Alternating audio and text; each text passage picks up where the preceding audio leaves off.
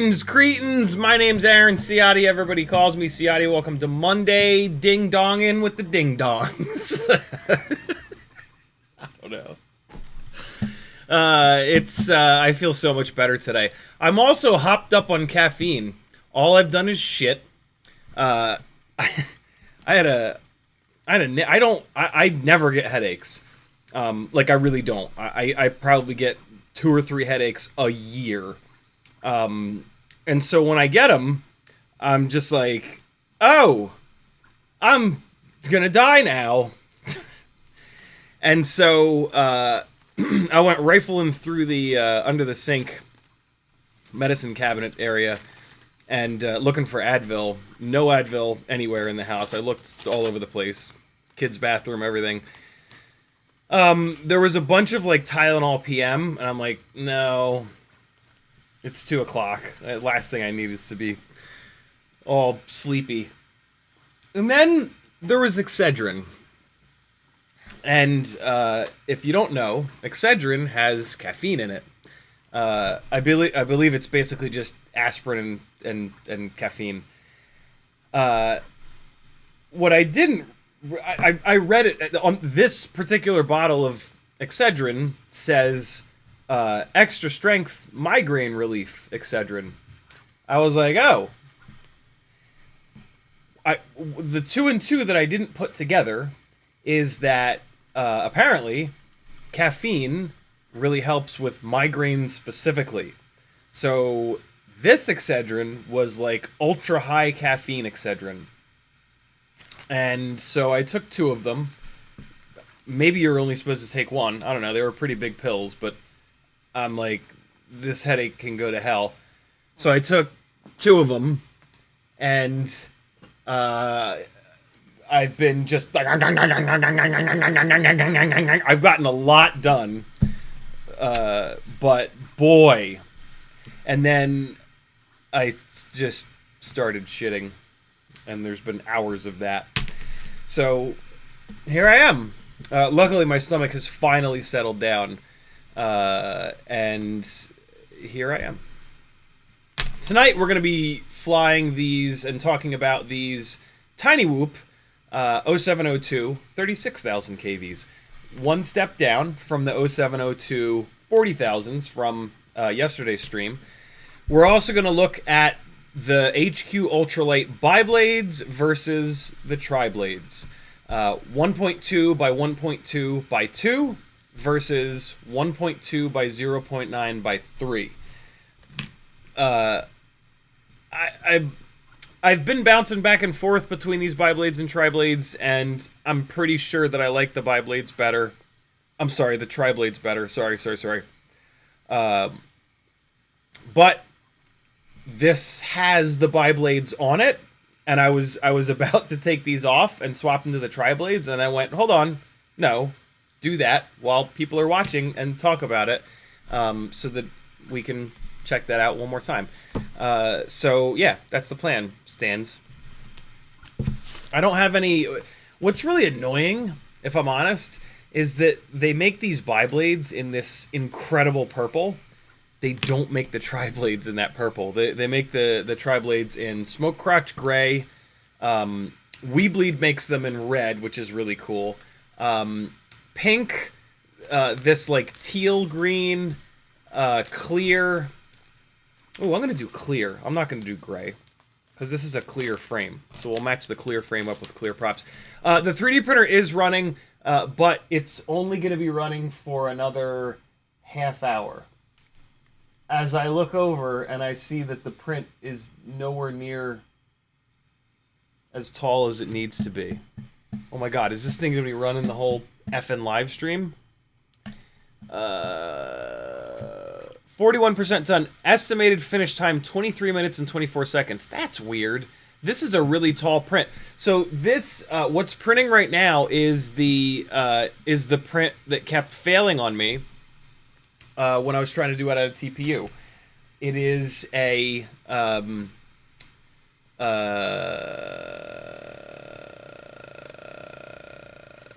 you put it inside the core of your filament, and then it's a big open cavity so that you can put silica packets in there.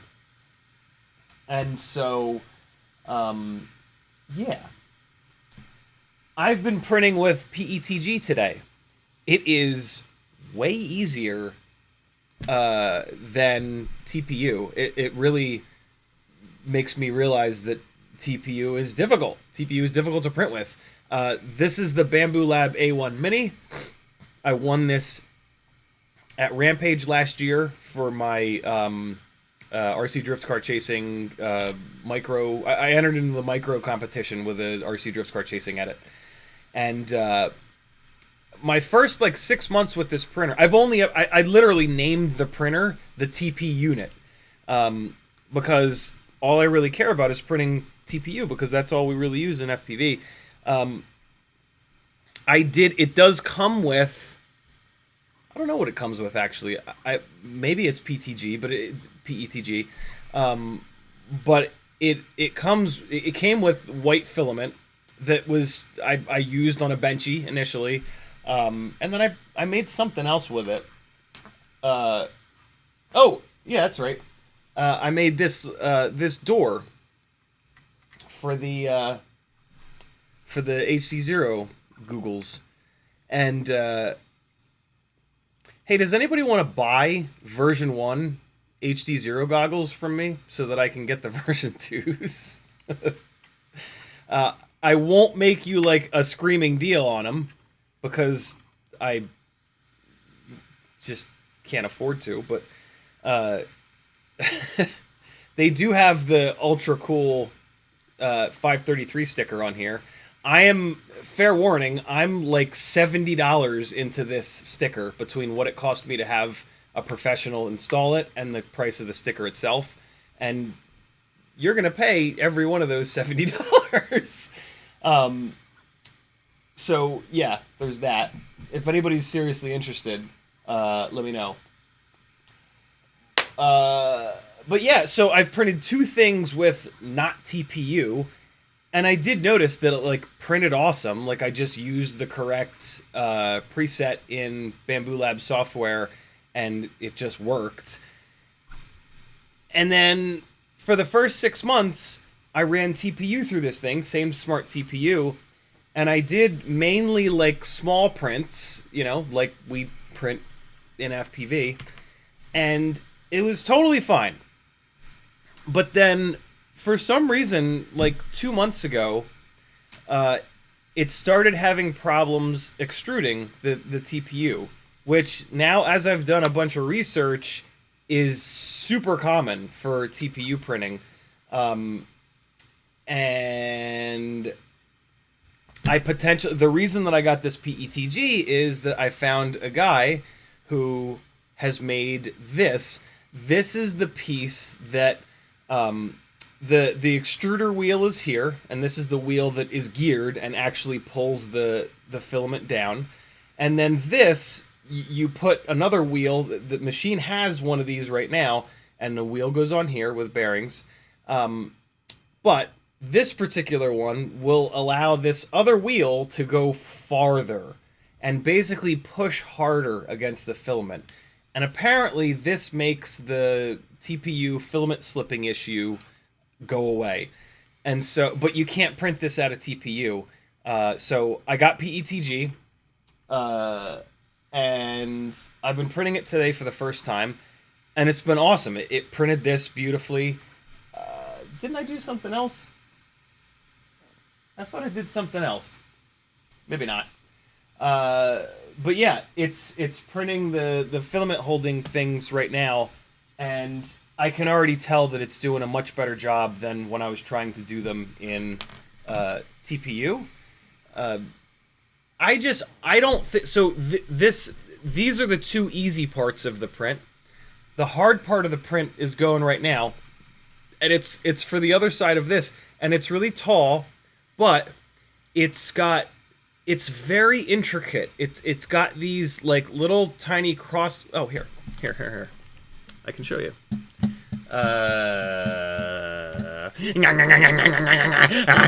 Caffeine, drugs. So It's always been okay on the bottom, but where it's been a nightmare has been the sides here. And like, so look at this, man. This is 4 layers and then offset 4 layers. And so every single time I tried to print this with TPU, it would start getting all stringed out and it would fail like halfway through this. And I legitimately think at this point that this particular print is just, you just can't do it on TPU. TPU is just not the right material. It also has like these interior things, like it's a super complicated, like intricate print. The thinking being that they want as much airflow as possible so that your silica in here does the best job possible or whatever. So yeah. My continuing to learn about 3D printing is going well, I guess. I'm making mistakes. I'm figuring things out. I'm spending time that I don't really have to spend away from FPV, which is exactly what I didn't want to happen, and is exactly why I didn't buy a 3D printer from the get-go, because I knew that it would drive me insane if it didn't work, or if it didn't work perfectly, and that I would get obsessed, and here we are. But yeah, now I have a thing of white HPDE. No, PLA. No, PETG. And so there's that. I got this thing done today. The Avata killer is actually ready to fly. And I made a couple of sort of annoying realizations. In order to get so this is on an 04 Pro. This is my first full build on an 04 Pro. In order to get to the 04 SD card, every single time I fly it, I have to take this duct off, which is kind of annoying. In order to get to the USB port to update the 04 VTX, which doesn't happen often, but still, I have to take this duct off. I should be able to get to the flight controller's USB port with a 90-degree USB. It's like that with all my Cinesplores. But to get to the set screws to adjust the up tilt of the 04 air unit, I have to take both of these ducts off. So from a serviceability standpoint, this thing is absolutely not an Avata killer. But what I tried to do is I cranked the upper set screws for the 04 camera, and I left the bottom set screws for the 04 camera just a little bit loose.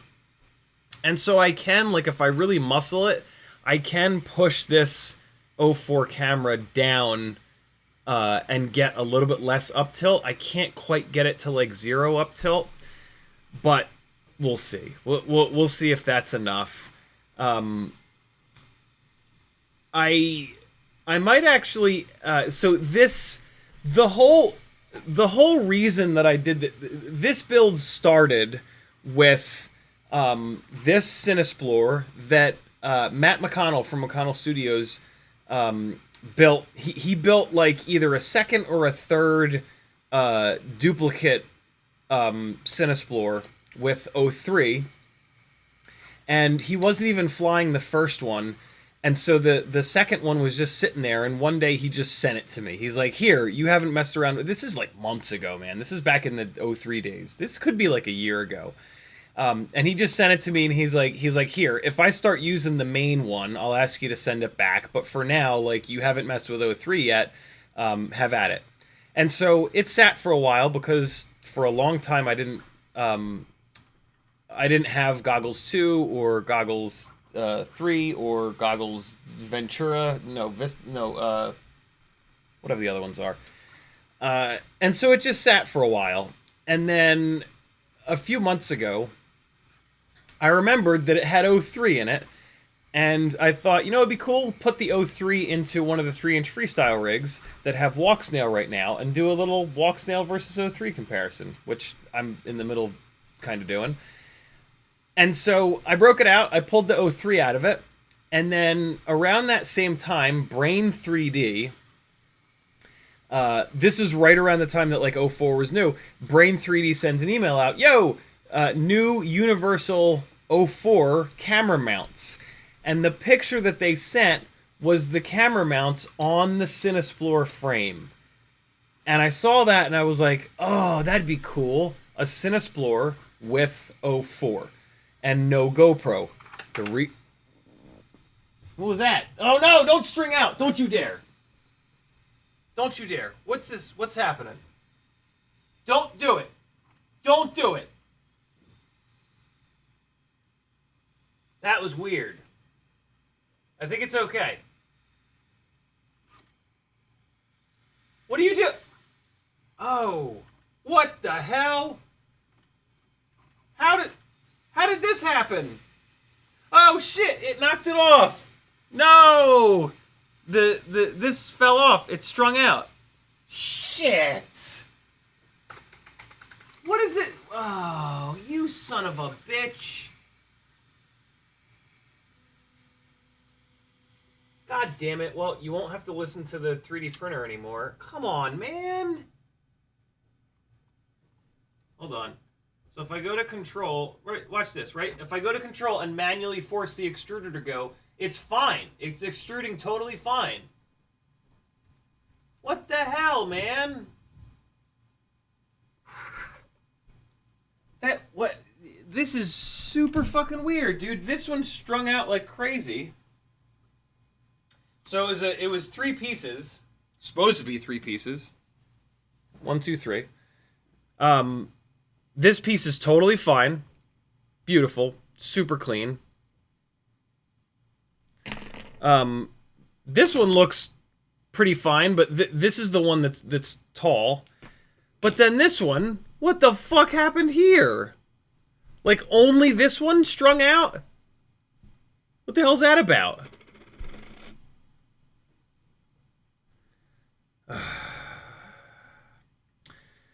So I'm starting to think, so there's something called heat stroke, and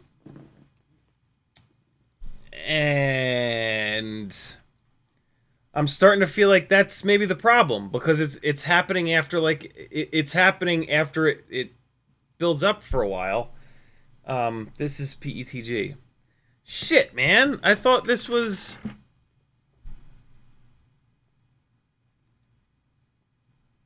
This looks totally fine. Shit. What? This looks completely fine, dude. What? How the hell? Just one of the 3 pieces? Oh, unless this shit happened, unless it knocked this off the bed a little bit and then this happened. You think that's what it? I bet you that's it. I bet you that's it. The filament's dry, and I cleaned the shit out of the bed with alcohol. And I also made some. So the first time I tried to print this, it didn't stick to. It got all glommy on the bed, and I made a couple super subtle little adjustments. I made the initial layer. The regular initial layer height was. I also had the wrong preset. I had the Bambu Labs HF PETG preset. When I changed it, and so I changed it to the proper generic PETG preset. And then I made the initial layer height. I went from 0.2 to 0.28, and then. What was the other thing I did? I slowed it down for the initial layer. The initial layer speed I cut in half. And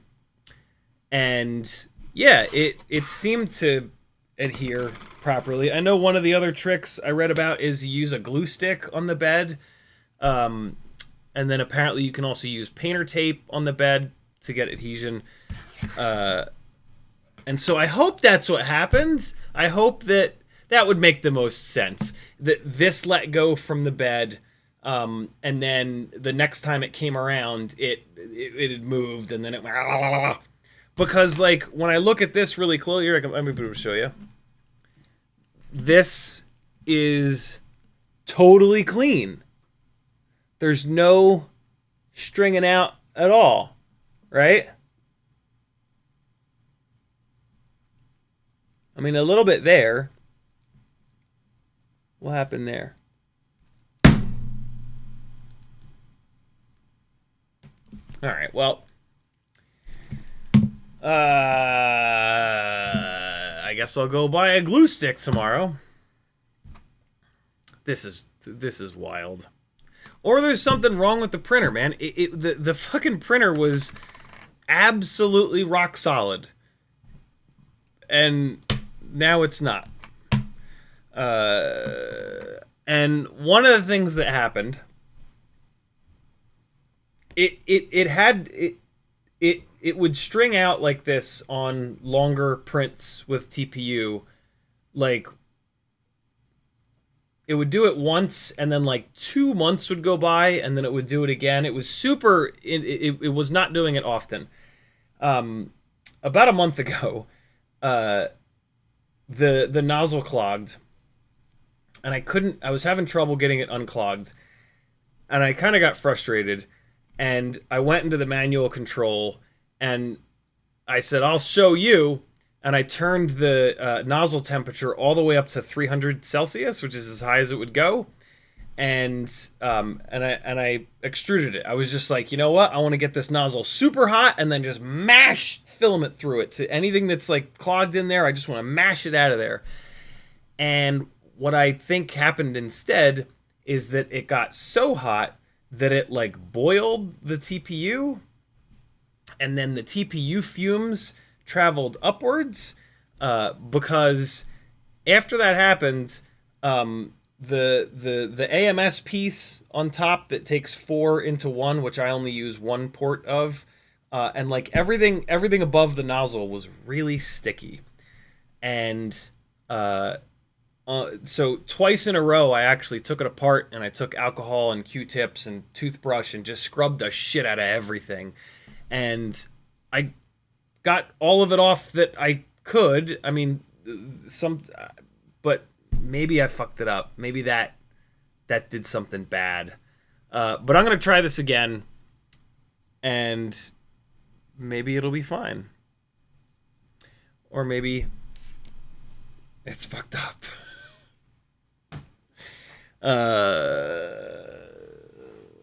Yikes.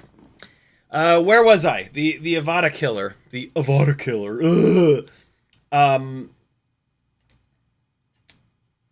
Yeah, I might actually ask Brian if he can adjust this print a little bit to pull the camera down a little bit farther, because the way that this camera... The other option is I could run taller standoffs here for the center plate, because the kind of sort of problem I'm having right now is that I can't get enough up tilt. I'll show you.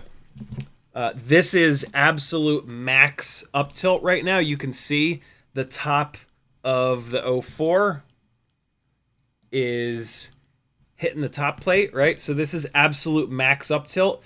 It's probably about 10 degrees, which is about right for a Cinewhoop. Like, you don't usually want more than 10 degrees, but what if I need 20 degrees? Not being able to do it is kind of annoying. But now look under. Look, you can't see it. Hold on. A little flashlight action.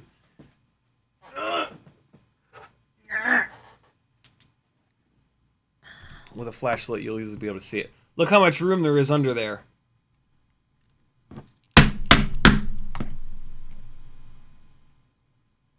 Look at all that room under the camera, right? So if the camera mounting points, I mean, I could just cut the bottom of the TPU off, but I would have to get it perfectly even, or else the camera would sit sideways a little bit, you know?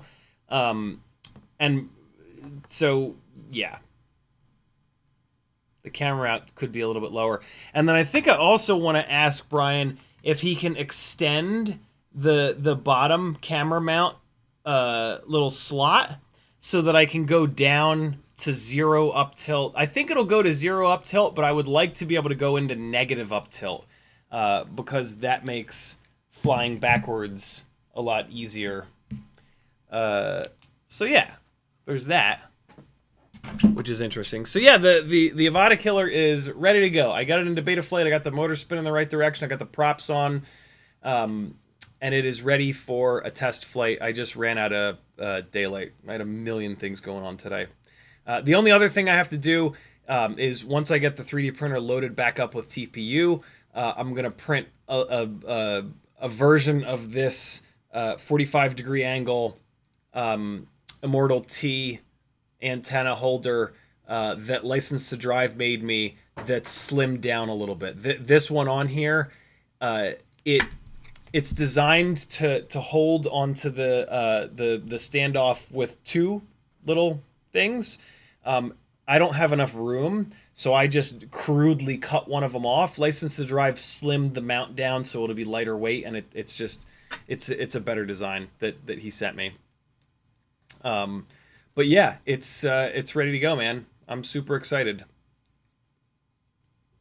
Oh, and I weighed it, and I put the weight on the Discord. What's it weigh? It weighs exactly what the fucking Avata 2 weighs. God damn it. With a much smaller battery, well, with a much lower milliamp hour battery than the Avata 2 has, this thing weighs 395 grams. The battery that I'm talking about is a Tattoo R-Line 4S version 1. Those are their lightest weight R-Lines, the version 1s. 1050 mAh. And if I remember correctly, the Avata 2 battery is lithium ion 4S. I want to say it's 1500 mAh.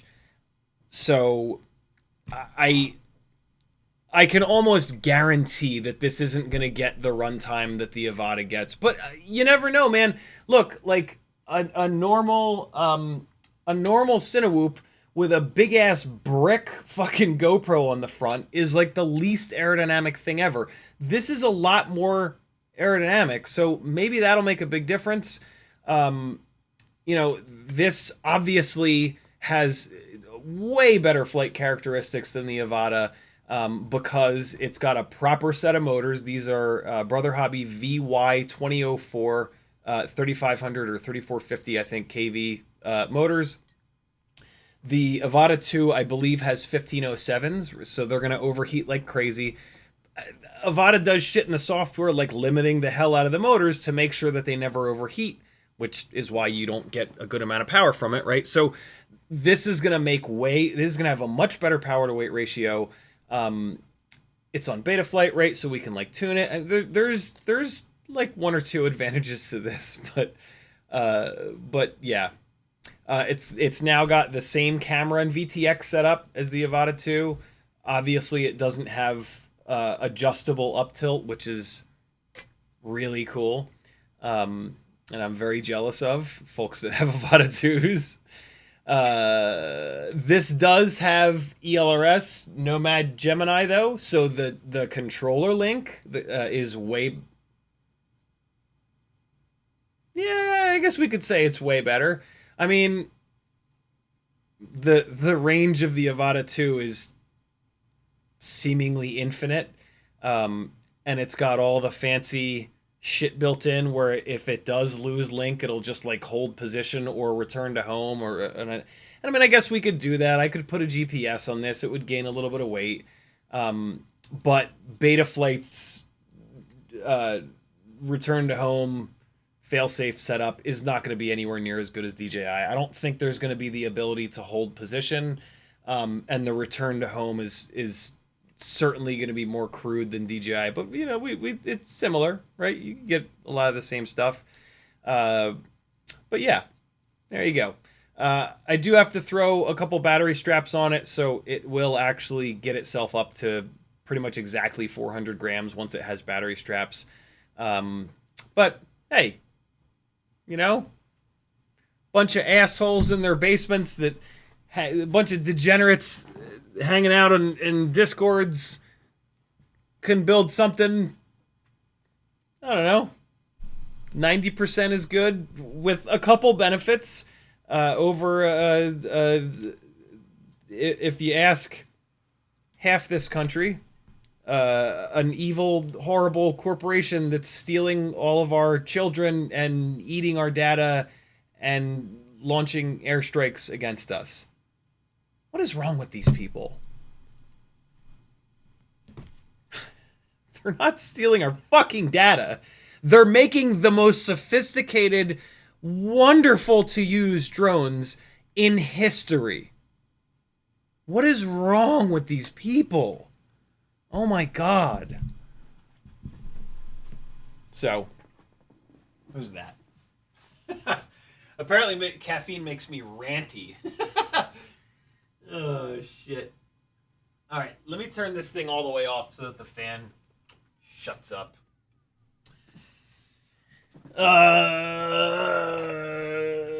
Hey, if you like me screaming and yelling, head on over to... I literally need each and every one of you to do something for me to be able to afford to continue to do this full time. Head on over to CiottiFPV.com to do that. The best thing that you can possibly do is to join my Patreon, and you're going to get the most benefits from that. You're going to get access to the actual Patreon that has shitloads of cool technical articles. You're going to find those by hitting the keyword on the top, Tech Talk. You're also going to get emailed to you a private YouTube playlist with like sketchy flying that I don't want to be public, half-done edits, Patreon-only live streams that I've done. There's almost 100 of those in that playlist that you're going to get access to. You're also going to get full access to my Discord with a bunch of extra text channels that are pretty cool, that those of us that we all kind of hang out in. There's a live text channel that folks hang out in during these live streams so that they can talk shit or whatever. There's like patron hangout. There's CiottiFPV Reacts with a whole bunch of shorts. There's the news, Toothpick and Whoop. There's the video collective in there where you can post your flight edits, and then when I'm doing the giveaways, I play 3 every month. So your edit could get featured here on the channel and played in front of sometimes 1,000 people. There's a text channel called Swap and Shop where you can a little marketplace with trusted people, right, that are patrons. There is one of the cooler ones in there is all FPV retailers. Everybody has dumped all of the FPV retailers that they know of in there. So like if you're trying to find something in stock somewhere, this is a huge list. And it's a global list. There's folks from Europe that have put a ton of European shops in there all over the world. Really, really, really cool text channel that I sometimes forget about. There's the Trictionary where people have put like specific tricks in there. And then one of the other cool ones is Stick and Dickens text channel where you can rent from me a box of M4.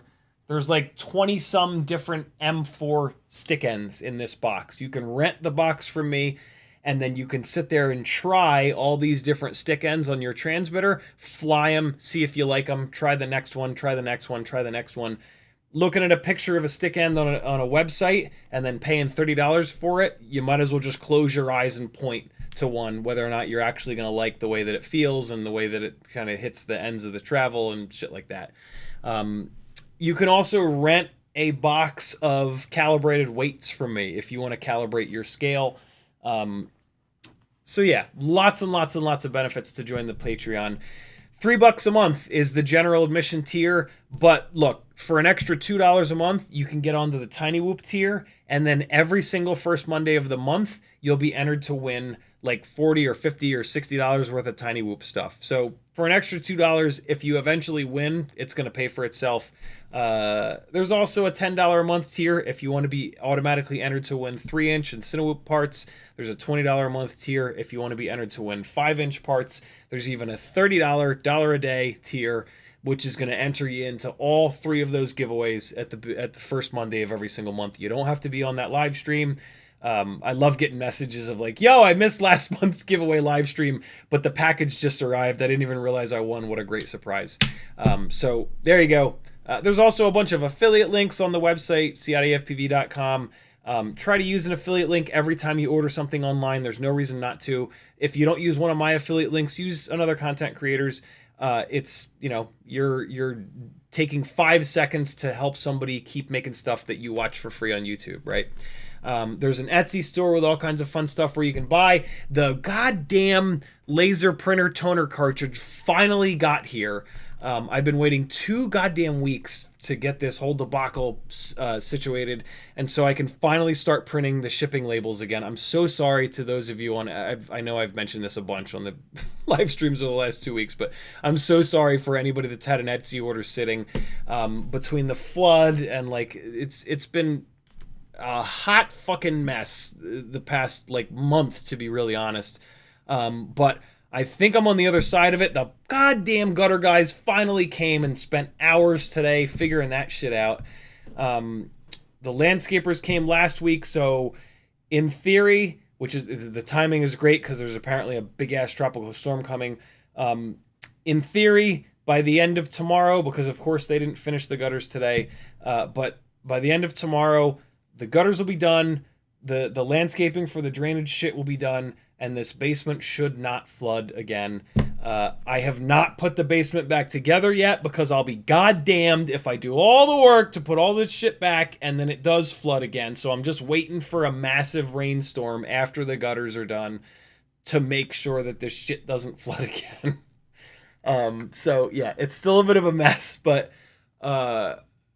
yeah. I think we're on the other side of this. Woo! That's all I can think of. Just go to CiottiFPV and just click all the buttons, and all your life will be immeasurably better. In the chat, FizzPV was first. The Bruce was next. You Can FPV, Morton Upshot, Frank Nicholas, Denzel the Terrible, Jamie Flies FPV, Whoop Fox, Frosty, Spaceman Spiff, Doubles FPV, Four Little Pigs. Oh, and I don't feel horrendously sick anymore. That's kind of nice. I still have a little bit of a cough, but I'm feeling like way better today. It's mainly the caffeine that's just... Four Little Pigs, Paulie Lee FPV, Skull 901, Kelvin, Brent Anderson, Danzilla the Terrible, Morton Upshot, Morton Lock and Key, Monson Lock and Key, 661 FPV, Spin It Sideways, Every Day with Bruno, Kelvin again, Danzilla again, Chaos Wonder. I'm going to leave it there. If you want the Gangly Man to say your name, you got to come into the chat early, or just type CiottiFPV into any chat message, and I'll read that chat message. Four Little Pigs says, afternoon all, CiottiFPV, what's for lunch? What did I have for lunch? I had a little homemade burrito thing. Maggie made this really good shredded chicken, corn, black beans, I think, crock pot thingy last night. And so there were some leftovers and I made a little burrito with it. Kelvin Knudsen says, woot woot, made it for the stream. Jamie Flies FPV says, I just saw somebody running triblade on the front, biblade on the back. Thoughts? Yeah, it's a super, is it Project, I think it's Project Mockingbird that has been posting pictures of that in my Discord. It's a super cool idea. I've thought of doing that before. The thought process being that when a quad flies, the front motors get a nice wall of fresh, clean air, right? And so the front props and motors pull that air down. The rear motors are left holding the fucking bag, not to mention that they've got like the canopy and the camera and the antenna situation, making the air that gets to the rear motors more turbulent. And so the rear motors almost always have to do more work. It's no big deal. The PID loop handles it, but it's a super interesting idea to put a biblade on the front and then a triblade on the rear so that the propeller is helping the rear motors do more work. I've always been tempted to do it, but I've never done it because I don't love the idea of there being a heavier prop in the rear from a response time perspective. The PID loop is going to handle it, right? The PID loop runs at either 4,000 or 8,000 cycles, well, or 3,200 cycles per second. In the Betaflight configuration tab, under PID loop frequency, when you select 3.2K if it's a BMI 270 gyro, or 4K or 8K if it's any other gyro, that's what that means. 4K as in 4,000, 8K as in 8,000, 3.2 as in 3,200 cycles per second. And so the PID loop, 3,200, 4,000, or 8,000 times per second, is making adjustments, speeding the props up, breaking the props down. And so if you've got a heavier prop on the rear, the rear motors are at a mechanical disadvantage, and the PID loop is going to figure it out. But if there is extra power to be had, like maybe the PID loop will be able to close that gap and keep the response time the same between the front and rear, but I doubt it. I think that the rear motors are going to have a worse response time, and that could cause weird shit, right? Like you do a snap roll and the rear, like, yeah. I also have a feeling that it would make such a subtle difference that, like, it would just be all placebo. Like you realistically would not be able to tell the difference. But if Project Mockingbird on the Discord, after he's done a bunch of testing, hopefully he does a bunch of blind or back-to-back or something testing, if he says, like, it really does make a difference and it makes things better, I will absolutely try it. But I've always been skeptical enough that I've never actually tried it. But it's an interesting theory. Also, like, you know, there's an awful lot of people into FPV that have been into FPV for a long ass time, and like I feel like we're at a point that if it did help, someone would have tried it and it would have caught on, and like everybody would be doing it, right? Like at this point, it's super unlikely that we're gonna find that magic bullet thing that that makes a difference. You know what I mean? Like, so yeah, I'm always super skeptical of everything. But yeah, I'm interested to see what he says. Hopefully it helps things. That would be neat, to be able to do something like that and have it have a positive effect, you know? But I ain't doing it yet. All right, so I got these triblades ready. Wednesday's live stream is going to be super... Well, Wednesday's live stream might be super fun. They didn't say not to talk about this. Newbie Drone has... It's publicly known that Newbie Drone has a new battery connector coming out. And it is based around... It works with pH 2.0 batteries. The connector and some... Okay, so their new connector does work with pH 2.0 batteries. I think that if you use pH 2.0 batteries with it, you don't get the advantage. It's what I think is that they're also going to come out with new batteries that have a new connector where you get the benefit to it. Look, there's no way to make a pH 2.0 battery just magically have less resistance and perform as good as BT 2.0, right?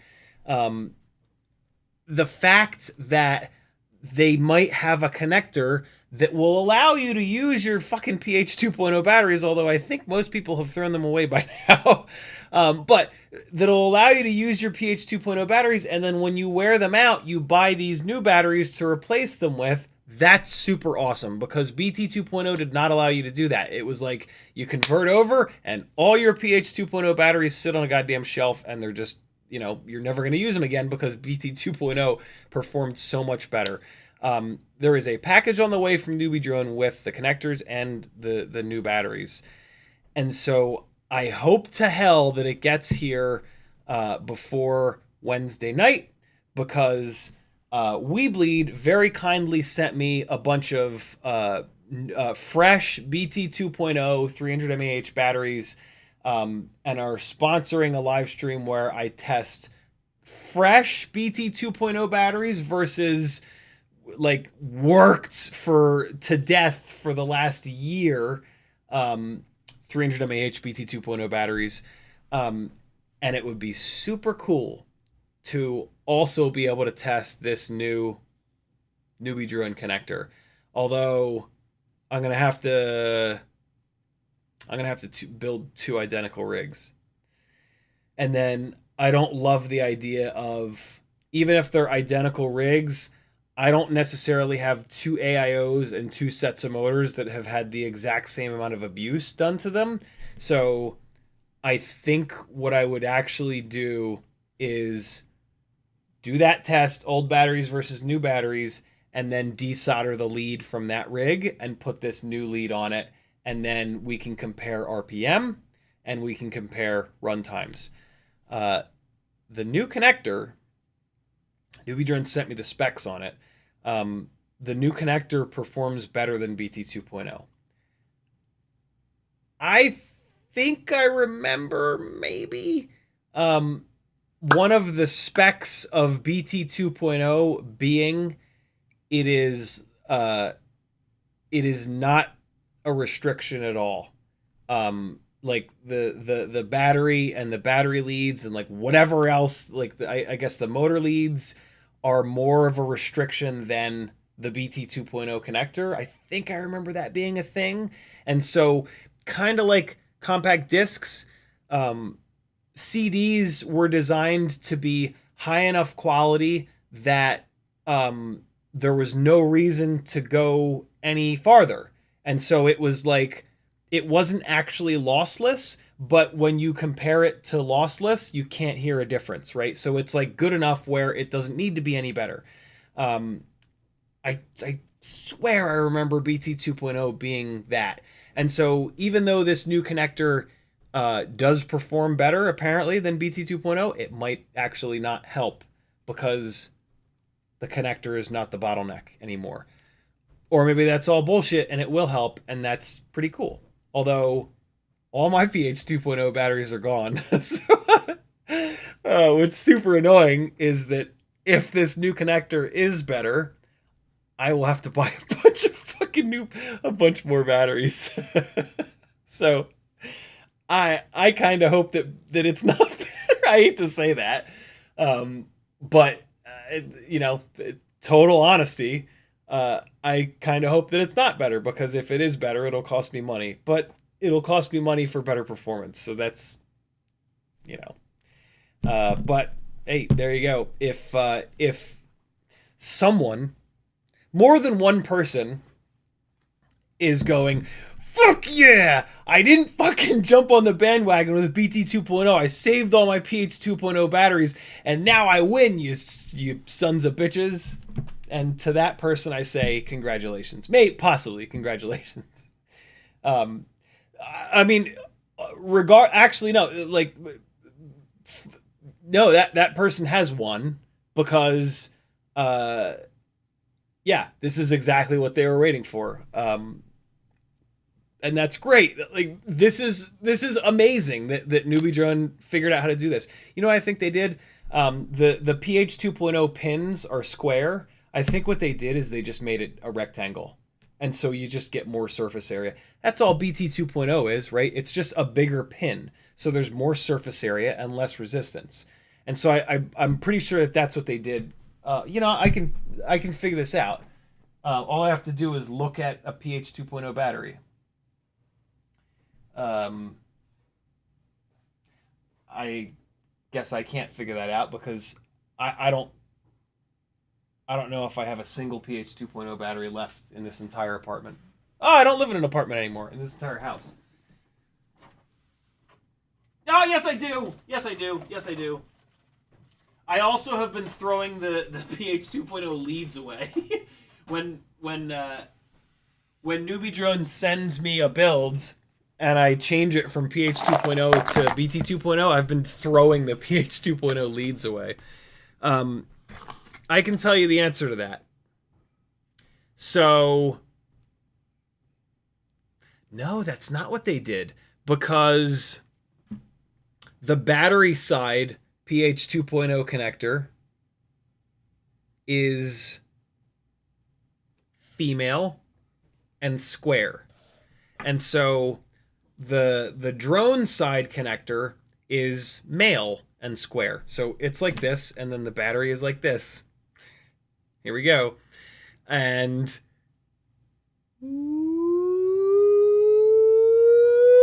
so the battery side connector is female, and this battery will work on the new plug. So if the plug was all of a sudden bigger and rectangular, it wouldn't fit in the hole. A problem that I've had all my life. So what the hell did they do? Did they make it longer? Maybe they made it longer. I do still have some PH 2.0 batteries, but they're garbage. What I did is I saved... I do this with a lot of things. Ooh, look at that one. He's about to explode. Look at this. Look at this chubby fella. He's been having snacks in this little box. Woo! These are all at storage voltage. At storage voltage, batteries will not shoot fire. They will just smoke if they fail. What I've done is I've saved one of every PH 2.0 battery, so that if somebody in the chat says, "Yo, Ciotti, do you know if a GNB 1S 380 will fit in a Beta FPV 75X frame?" I also have saved one of every single Cinewhoop frame. I try to save one of everything for this same reason. If somebody's wondering what the weight is of something, or will it fit, or whatever, I'll have it on hand, and I can just kind of do it. And so that's what I've done here. I can also like weigh all of these, you know. So if somebody's like, "Yo, do you know what this specific weird ass Happy Model 300 mAh white battery with a lead on it weighs?" I can do that. Out of all of these batteries here, the only one that's worth anything is this one here, the Newbie Drone Nitro Nectar 300 mAh, because this is the only folded cell. The rest of these are rolled cell, which are totally worthless. So, yeah. But I won't... But I don't, like I said, I don't think, and I could be wrong about this, I guess. We'll find out when the package arrives. I don't think that the old school PH 2.0 batteries will give you the benefit. I don't see how they possibly could. Unless the battery, the contact in the female hole on the battery is like this long, and the pins on the PH 2.0 were only going this far in, and the new connector, the pin goes in farther.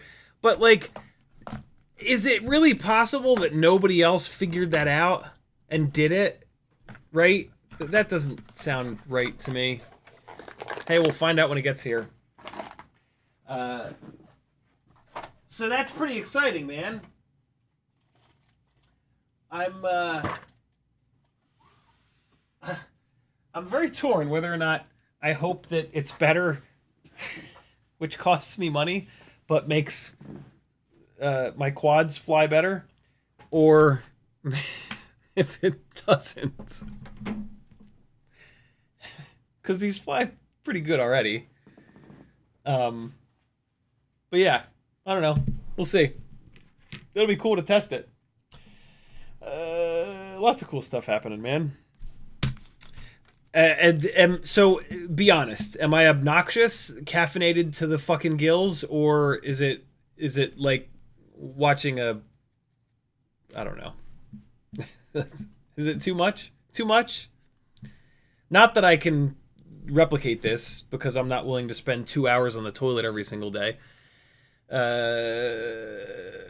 FizzPV says PETG is the shit. LOL. Most of what I run in mine, in these couple of prints that I've done, I'm very impressed with it. I've been pretty impressed with the TPU. I mean, like, here's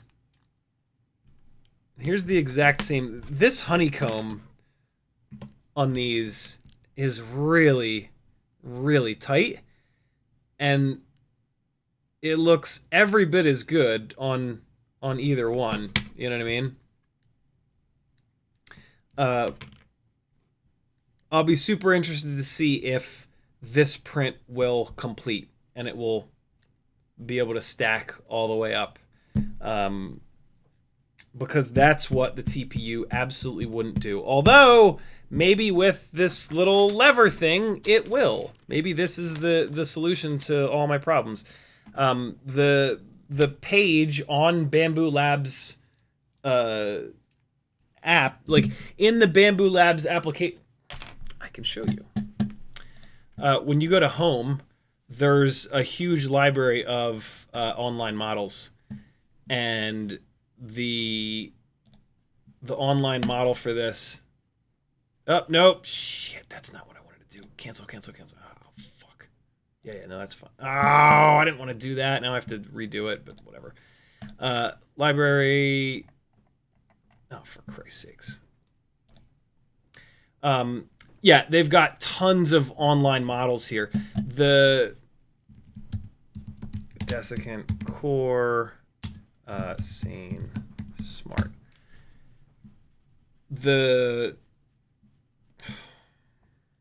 Is it this one? It had, so, you know, you can leave like thumbs up and comments and shit. It's not in here. God damn it. What did I search for to find it?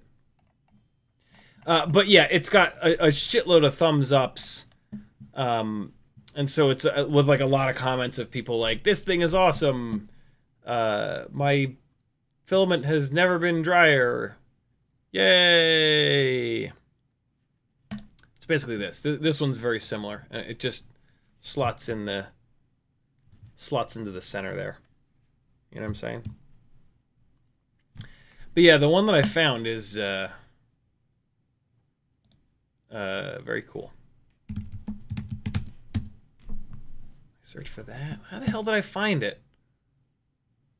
It was like it was on the home page when you would go to the home page, when you would just open Bambu Studio.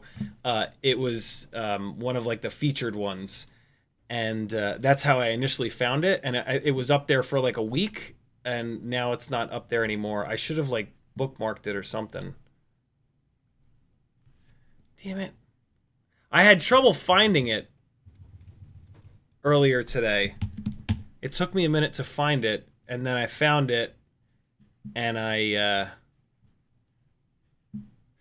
do need to find it again because I want to print one for the PETG filament, which is a different width. He makes them in different widths for different spools, so I do need to find it again.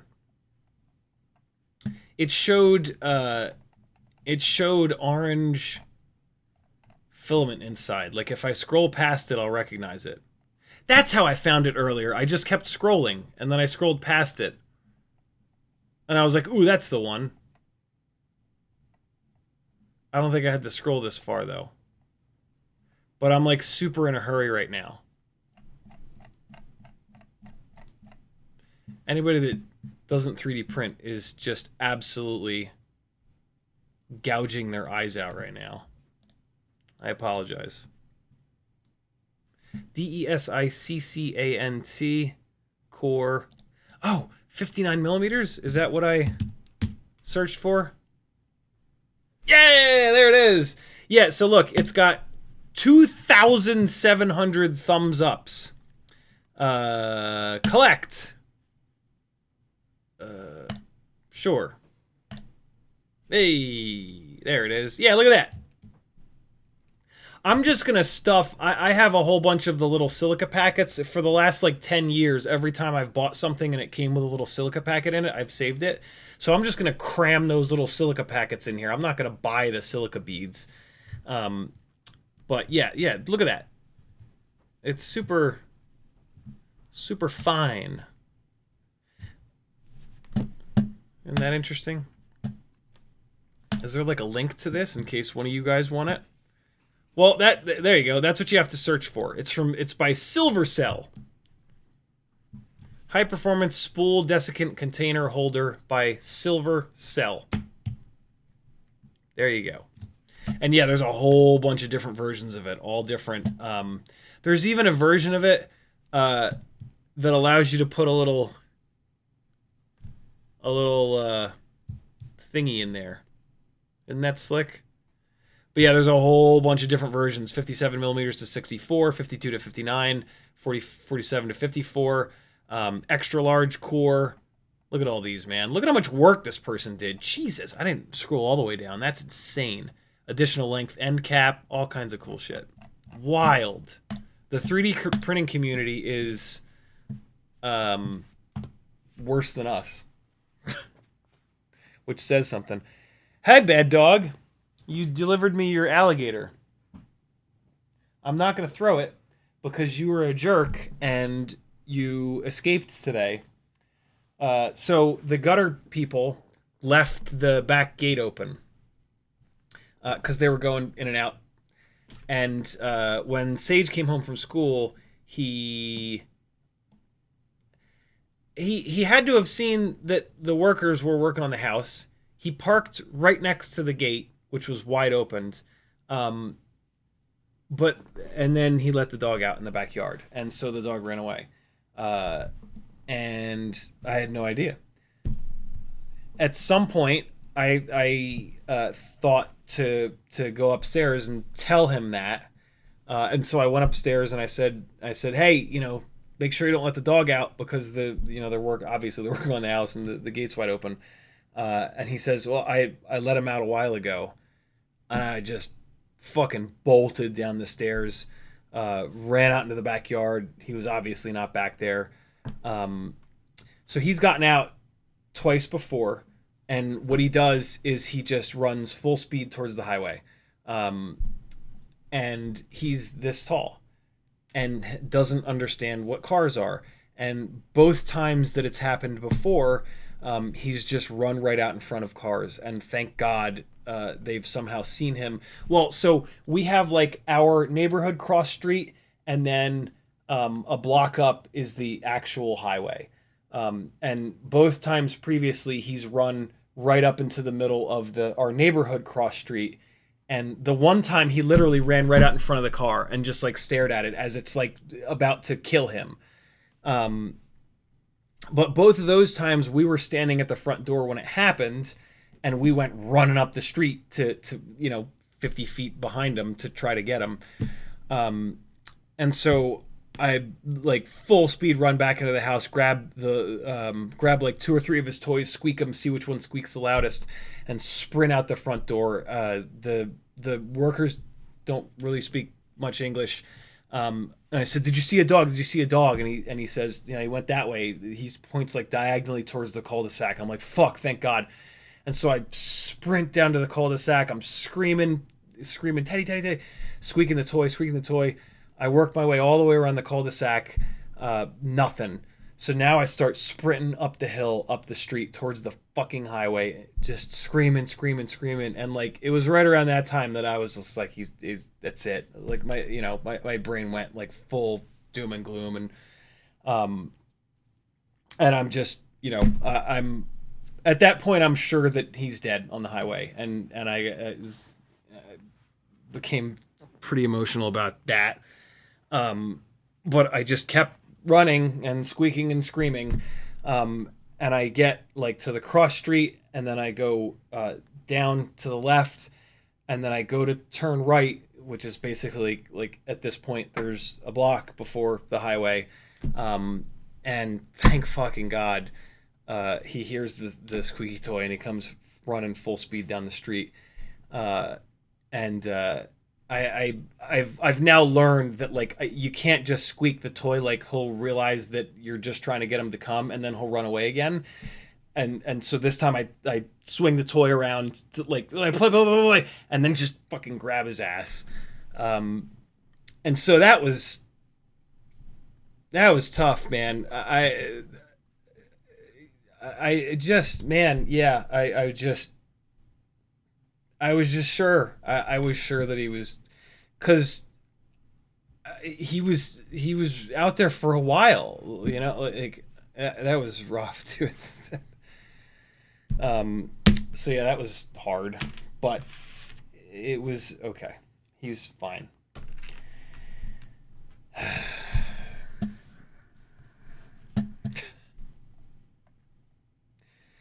I've never understood the whole thing that parents have said, like, I'm not mad, I'm just disappointed. So yeah, there's that. But he's okay. And that's all that matters. YukinFPV says, I just tried the HQ Triblades today. I don't like them as much as the GemFan 1219S. Interesting. Why is that? There was a minute where I had that same sort of thought process. The GemFan 1219S is a higher pitch triblade than the HQ, any of the HQ triblades. And I thought that I liked the extra power that the GemFan 1219S has had. But then after more and more and more flying both of them, I realized that the HQ ultralights are better balanced, so I could push the PID tune farther. Significantly lighter weight. So the response time was much crisper. And that even just like, I even noticed it like when like cranking the throttle and then chopping the throttle, like it would, the lighter props would literally just respond faster, right? That's a part, we talk about response time typically in reference to the, how well the PID loop is able to work, but response time is everything, man. Like it's how quickly it responds to stick inputs, but it's also how quickly it jumps up in the air and calms down when you hammer and chop the throttle. What I will say that I still do like better about the GemFan 1219S's, even though I don't fly them anymore, is that they're way more durable. Go figure, they're heavier, right? Heavy things are typically more durable. But yeah, what do you like about the GemFan 1219S's better? Because I don't know anybody that flies them anymore. I swear to God, everybody has moved to the HQ ultralights. I'm sure there are people, but I haven't seen anybody flying the 1219S's in a while. So I'm super curious. Calvin says, just got a pair of DJI goggles V2, just so that I have a spare analog headset, and I can do 03. Sucks it's come to this, but I gotta fly what I can. Got any Vistas for sale? LOL. I do, and I will. I have way too many Vistas, and I'm taking Vistas out of stuff. I'm kind of waiting to put them up on Etsy, because with what's going on with DJI, we may never be able to get 03s or 04s or anything DJI ever again. And I hate to be that guy. Boy, do I hate to be that guy. But if Vistas become more valuable, you know, like I absolutely hate it so much, and it feels like scalping. But the value of something is the value of something. And like, if all of a sudden Vistas are worth an extra $100, I don't make enough money to not take advantage of that, to be brutally honest. And so I've been kind of waiting, and I know that sucks, but yeah, I do have extra Vistas. They will be going up on the Etsy store. But I am going to wait to see how this shit all shakes out. So yeah, sorry, dude. But I absolutely have extra Vistas that absolutely will be for sale. I have enough 04s and 03s that I can take Vistas out of a bunch of quads.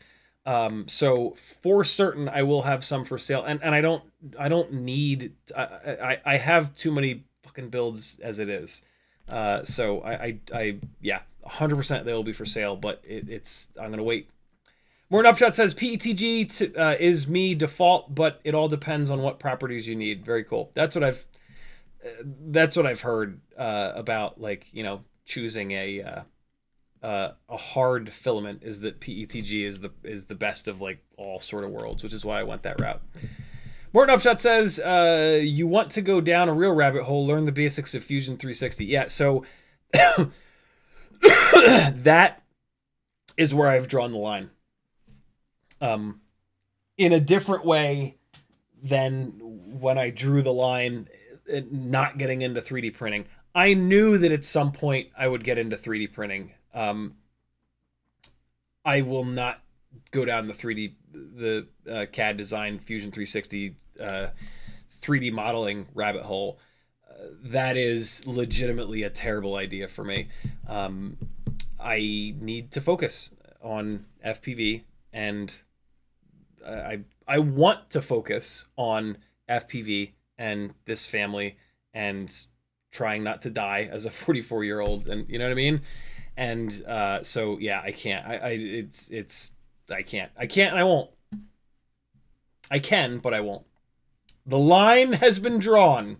The end of the Turbo says, what if you put the motors and ducts on the underside of the arms? I know the airflow isn't ideal, but for a Cinewhoop. Motors and ducts on the underside of the arms. What are we talking about here? We talking about this? Motors and the ducts on the underside of the arm. To make it into a pusher, it might become more efficient, but everything else about it will suck balls. The pusher design, you can't land it correctly. You certainly can't take it back off after you land it. It's too, well, here's the other weird thing that would happen. These HQ ducts are, see the angle on them? There you go. You can kind of, well, it, for some reason it doesn't look as, in person there's a serious angle all the way around on these ducts. So if I flip these ducts upside down, that angle would be, right now the angle is like this, it would be like that. And I feel like that wouldn't be a good thing. Christ, for all we know, it might make it even more efficient. But with that pusher setup, man, it's not realistic for well, I guess it would land, but it would land with it puts the propellers too close to the ground. So like, I guess you could make the argument that, yeah, you just always have to land on hard surfaces, but like, what if you're flying near the grass and you bump into something and you crash, or you just have to land in the grass, like not being able to take back off? That's insane to me. And so the pusher thing can eat my ass with a spoon. Everyday with Bruno says, wet? Nah, the filament is dry.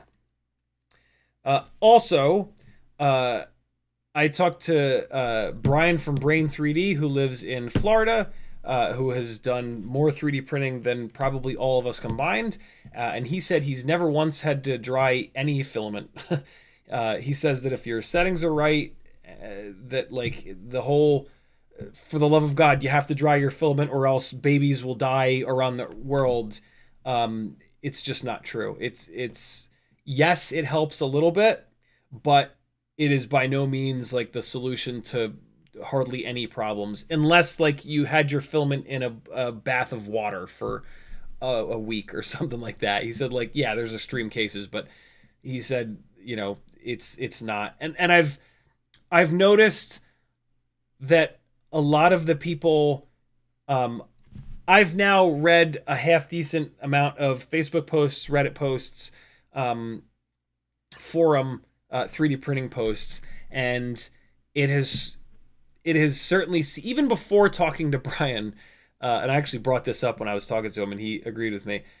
It seems like you got to dry your filament is you got to PID tune better. You got to tune your filters of the FPV world, where it's like, hey, I slammed my rig into a tree at 80 miles an hour and now it doesn't fly right. What's wrong? You got to tune your filters, you idiot. You got to fix your PID tune, you idiot.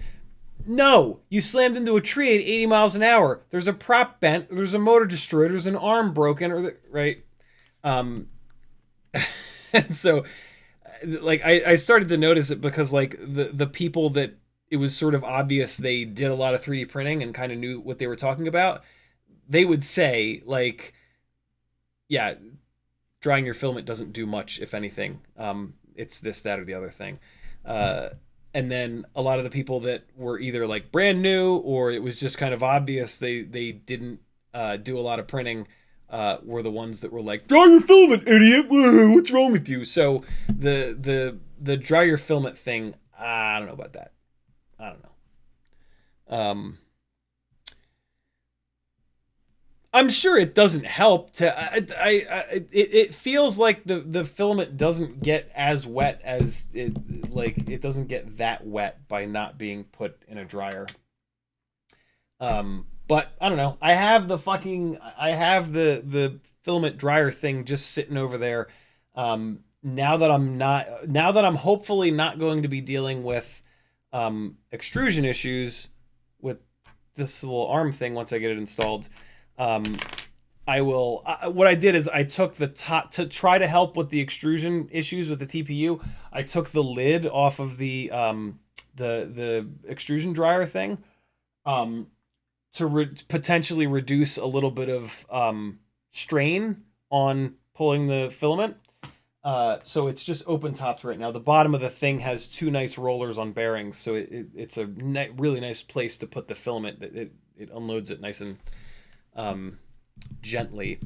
But in doing more research, apparently that is a big problem with TPU. There's a lot of people that say the only way to get TPU to be totally reliable is to put your is to make sure that you have something for the filament to sit on that's on bearings, and to put it up high so that it has to pull the filament straight down. And also, they say not to use the PTFE tube. They say to run the filament directly into the little intake bit thing.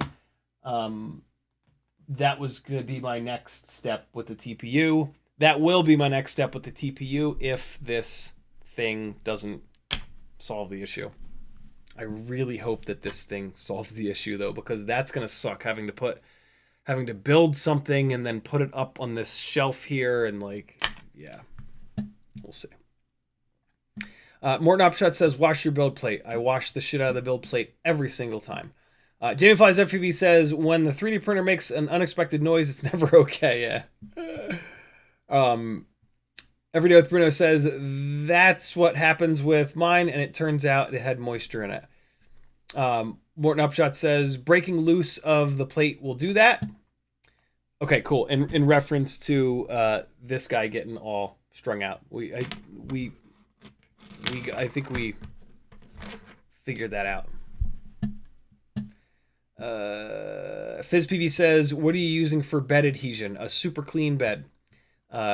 If I have to go further than that, I will. Dave S says, is the nozzle fan operational? Last time I checked, it was. It's certainly not like blocked, but I want to make sure. I had that thought at some point, because one of the prints that I saw on the Bambu Lab software was a little guard for the fan.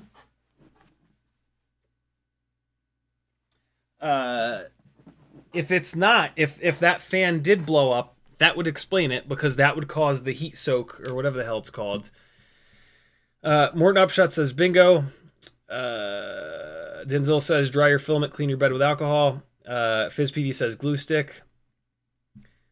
Frank Douglas says, can you share a link to the model you're trying to print? I can't share it because it's on the Bambu Lab software, but I showed you guys how to find it if you're using Bambu. Dave S says, heat creep, that's it. I think heat creep would cause a jam in the extruder. I think it's heat creep possibly because if the filament gets hot, this is also another reason that I stopped using the filament dryer, because the filament dryer makes the filament really hot. That's how it dries. And so by taking the lid off and not using it, I thought like, well, this eliminates the possibility that the filament's getting really hot. I wouldn't think that in the time that the filament goes up through the PTFE tube, it feels like it would have plenty of time to cool down, but it was just, you know, I was just stacking things on top of each other to try to fix the problem. But yeah, I'm kind of maybe thinking that the filament, when it gets hot, it gets like slippery or softer, and then that little extrusion wheel is going to have a harder time gripping it, right? That's why I'm starting to maybe kind of think it's heat creep. Let me do this. I'm going to go into control, and I'm going to tell the nozzle to go to 200 degrees. I assume that will turn on this fan. XYZ. Oh, I didn't want to do that. Yeah, the fan works. Yeah, the fan absolutely works. Damn it. I was hoping that maybe it wasn't. All right, let me do this. So yeah, that's not it. That stinks. I don't know, man. What the hell? I don't know. For all I know, this print is just not TPU printable, and I just need to do a little bit more for a little bit better bed adhesion. I mean, if you look at the area, there's not much, right? This is the piece that broke off. There's not a whole lot. You know, I could turn on brim to give it a little bit more, maybe. So yeah, maybe this specific print is just such a small area of you know, whatever. Maybe I need to get a smooth plate. Whoop Fox says, do you have the wipe set up? It whips the tip before moving over. Yeah, Bambu, I think all, well, whatever. I don't care if all of them. The A1 Mini has the poop set up that cleans the the nozzle. And then it's got these little rubber guys that it rubs the nozzle against, and then it's got this like metal plate with holes in it that it like, so yeah. B-Mud Skipper says hello. Morton Upshot says glue stick is more for TPU as a release agent more than a bonding agent. Ah, okay. Denzel the Terrible says glue stick is for release only. Huh. Wouldn't the, yeah, because like, you know, I was like, you put glue stick on it, but then it heats the bed. Wouldn't the glue stick get all like mushy? I mean, I'll try it. It's, you know, glue sticks are cheap. Morning Upshot says, get your greasy fingerprints off the bed. That was one of the first things that I learned. Frank Nicholas actually was like, dude, you gotta clean the bed with alcohol every single time. I was like, oh, okay. I cleaned it like once, and I was like, I'm sure it's good for like the next month. But yeah, really early on, I learned that and started religiously cleaning the bed with alcohol every single time. After every single print. It's like a part of my workflow now. Frank Nicholas says, can you flip the TPU for the camera mount? What's that mean? Oh, on this.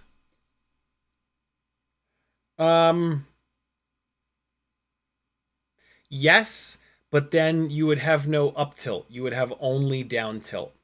The print is designed for like from 0 to probably 20 or so degrees of up tilt. So if I flip these, it would only give me down tilt. B-Mod says, is it possible to flip the camera mount? Same thing as Frank. Brandon McBean says, is that an 04 Pro Cinewhoop? Sick. When did CiottiFPV get Goggles 3, and how the fuck did you find any in stock? I bought 3 when the beginning of the panic that Captain Dickface caused uh, with the tariffs. I panic ordered 3 04 Pros and 1 extra 04 Lite. I already had at that point 2 04 Lights, and so I've had a whole bunch of 04s sitting here for months. I got Goggles 3 for my birthday back in April because my parents are awesome. And then very recently, I bought a set of Goggles 2 and Goggles Ventura. What the hell are these called? Why can't I think of the name of these? Whatever these ones are. Goggles Vapid. Because I've realized that all of these are going to hold their value, and I can buy them off Facebook Marketplace and then sell them for either the same or a couple bucks more than what I bought them for. I also found good deals on all of them. So yeah, the reason that I'm doing this is that the 04 live event broadcast setup is switching from Vistas to 04s, and the Goggles 3 are going to be my main goggles, but then I want to have a set of backup goggles because 2 is 1 and 1 is none in the film world. And so the backup goggles may as well be the backup goggles will probably never get used, so there's no real reason to have a second set of Goggles 3. They're too expensive. I can easily get used vibrator. It's a V. It's Goggles Ventura, Goggles Vestibule, Goggles and a set of goggles too. But I also want to compare the Goggles Vibranium to the Goggles 2. And I flew the Goggles Vibranium today with this guy, and the onboard DVR, and I would have shown you that flight, but the onboard DVR stopped recording for some reason after like 8 seconds. So maybe I have a second 04 light that's broken.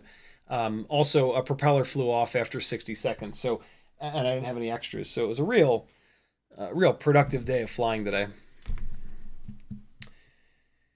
FizzPD says Betaflight 4.6 has position hold, I believe. Oh, that's fucking cool. That's really cool. Danzel the Terrible says, could you Dremel a little slot in the duct to access the SD card? Would that F up the aerodynamics too much? Nah. I would have to... The duct is like... Yeah, no. I would have to drill that slot like dead center in the duct. That would be like... And it would have to be big. Nah. That won't work. Although now that I look at it, well, I might be able to get the memory card out, but I certainly wouldn't be able to get it back in. Now, this duct has to come off every single time I take the memory card in and out. That's pretty obnoxious. The ducts are held on by 3 M1.5 screws. The super obnoxious thing, though, is that removing and replacing, screwing and unscrewing these into the duct over and over and over and over and over and over and over again is going to strip the duct out. So yeah, whatever. Sleepy CBR with a $1.99 super chat. Thank you so much, brother. We've cracked this. I'm gonna, even though he said for something, if you want this number to go up, although we might not be able to get any more 04 Pros, but if we can, if you want this number to go up, you have to do a super chat and you have to like say, yo, this is for the 04 Freestyle Fund. Sleepy CBR said for something. This is something. So we're getting off a zero. Look at us go. Thank you, dude. Look at that. We're almost there. Danzel the Terrible says, I don't think Thumbgrippies is a thing anymore. Sight down. That sucks. They were good. I liked them when I used them. Thumbgrippies was a company that made thumb sticks. if you couldn't tell by the name Thumbgrippies. B-Mod Skipper says, hit that thumbs up for CiottiFPV. It's the least you can do. Thank you, dude. Quad66 is in the house. What's up, brother? How you been? Morton Upshot says, Biblades in back should handle dirty air better. I mean, the rear motors deal with dirty air constantly. So, it's like the whole thing. Quad66 says, CiottiFPV is a coward. Nice. FizzPV says, Wednesday is my birthday. Nice. Happy birthday. I won't remember by Wednesday. You Can Have PV says, hell yeah, battery stream, let's go. I want to see the newbie drone batteries. Me too. I'm super interested. Zach says, what we really need is an open source version of the BT 3.0. We do. That's the A30. Whooping deserves to be way more popular than it currently is. Oh, you said BT 3.0. Yeah, that's true. Right. We don't have an A30 for BT 3.0. Quad66 says, just solder both connectors on the same pigtail. That way the same quad can test both directly. Of course. Why didn't I think of that? Can you do that on the same... You can't do that on the same pigtail, though. You have to do it on separate pigtails, right? Because if you do it on the same pigtail, you would have to have two batteries plugged in at once, right? Otherwise, it's an open... So, wait, no. No, yeah, you can. Right. Yeah, you can do it on the same pigtail. Right, of course.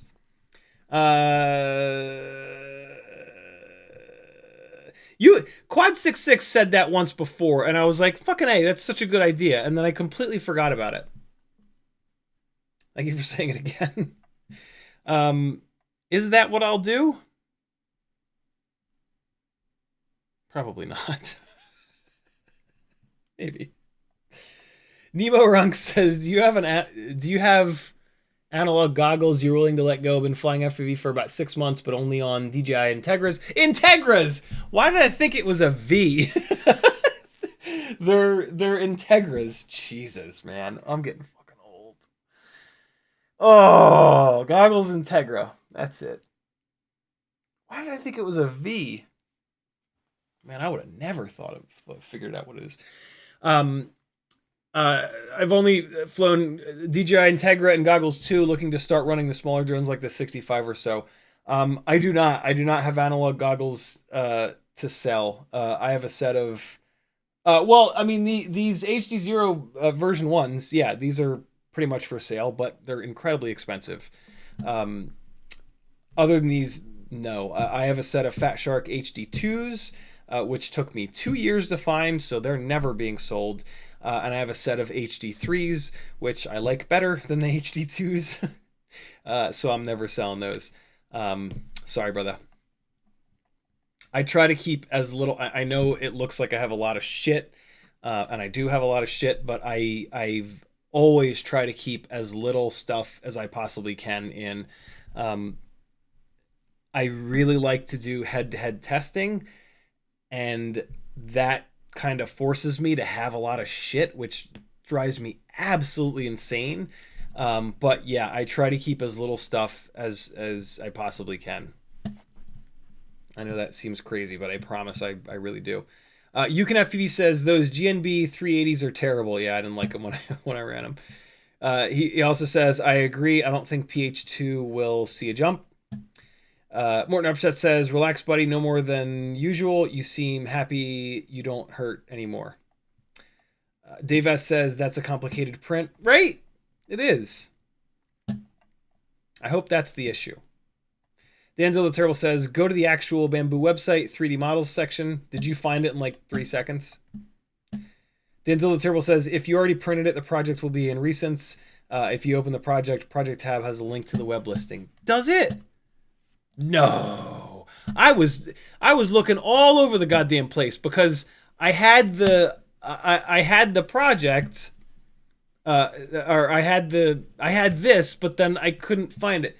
What did you say? The project tab has a link to the web listing.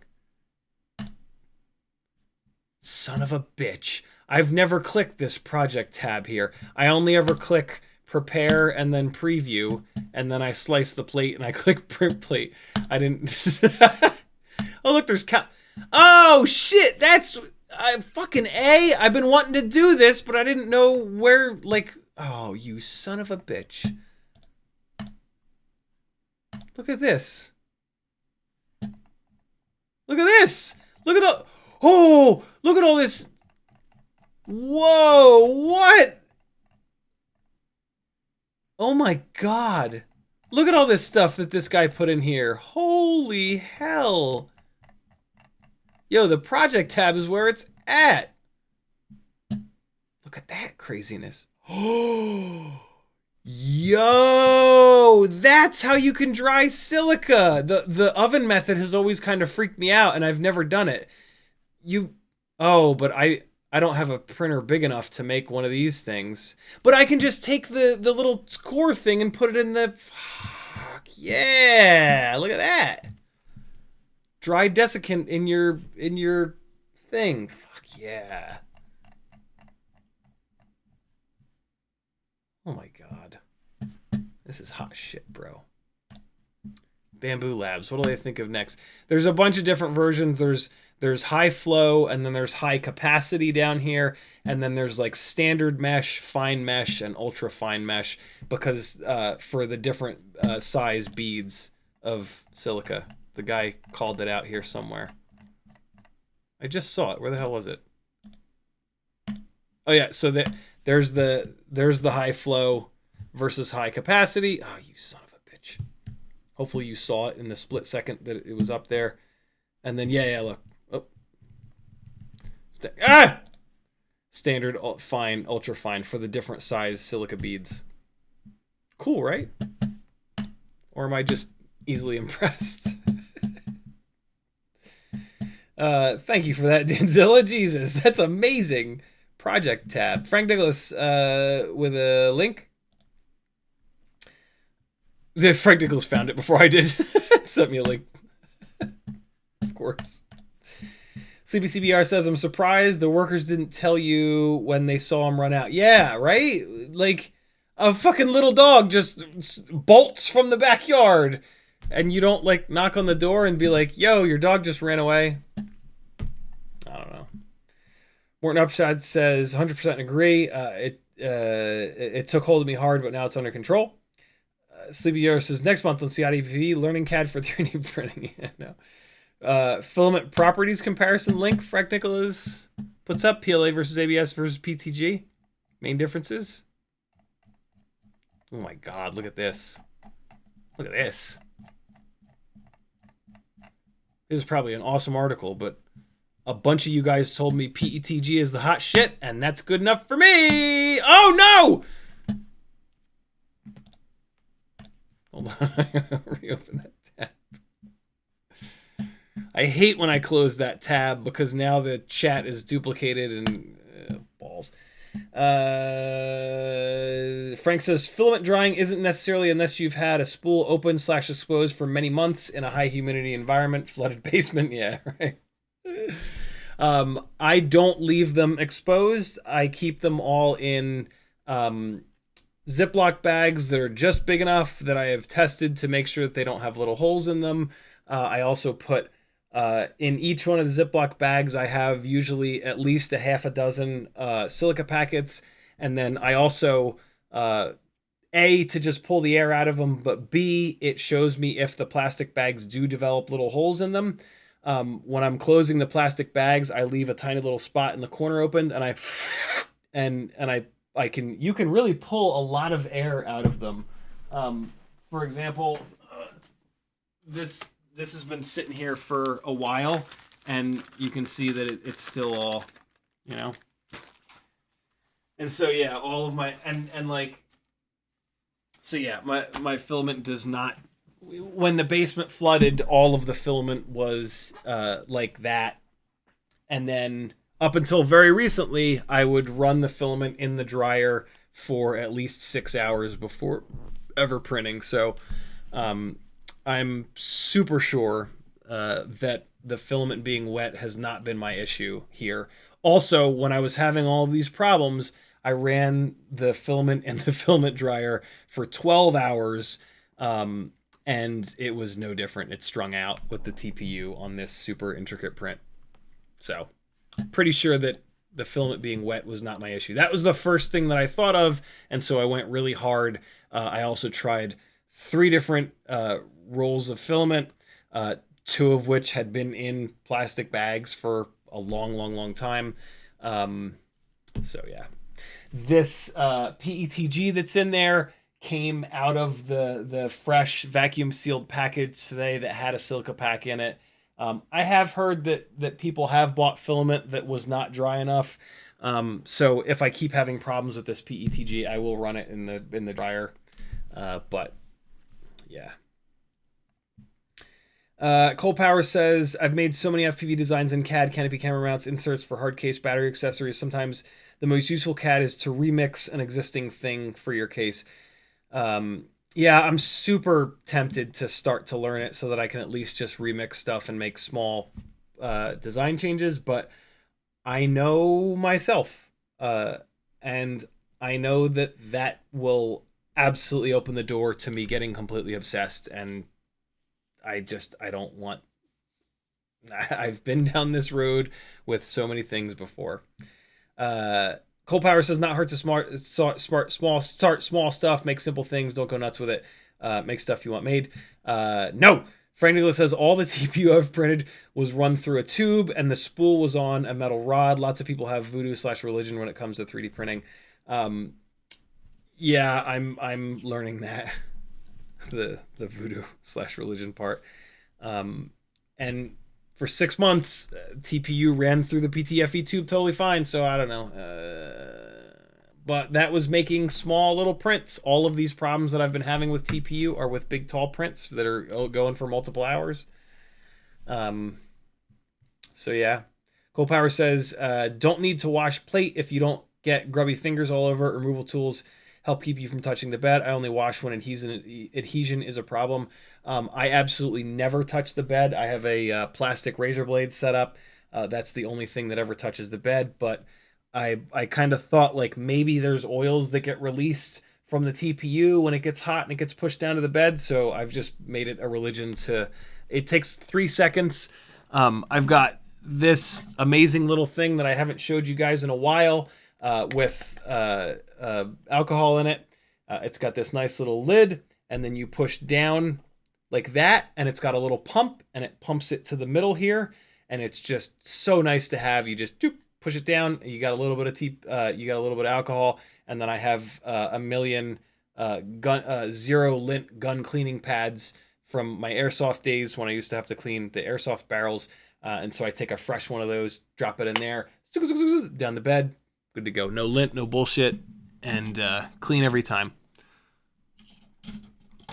These are Menda, M-E-N-D-A. If you type M-E-N-D-A into Amazon or eBay, you'll find them. These things are awesome. Don't tip it on its side, though, when you've filled the top part up. It will spill.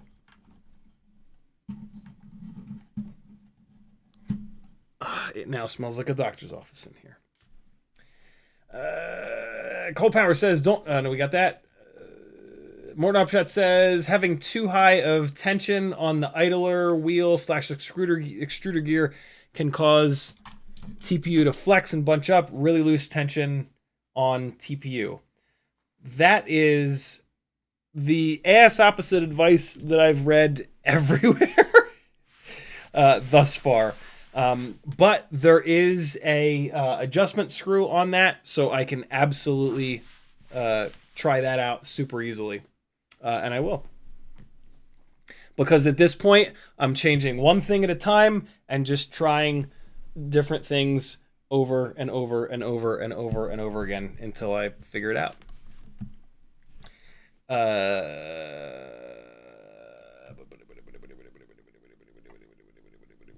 Morton Upshot says, Dawn dish detergent is wonderful to clean the bed. I don't use ISO anymore. Great. Another goddamn thing. I will try that. Andrew Taylor says, goggles, Honda Integra. Brandon McBean says, good thinking. I'm stuck with one of each because I was cash strapped for the summer. I think the only ways to get O4 now is bind and fly from third-party drone companies. Yeah, the O4 bind and flies are actually really hard to find now. It's brutal. Andrew Taylor says Honda Integra.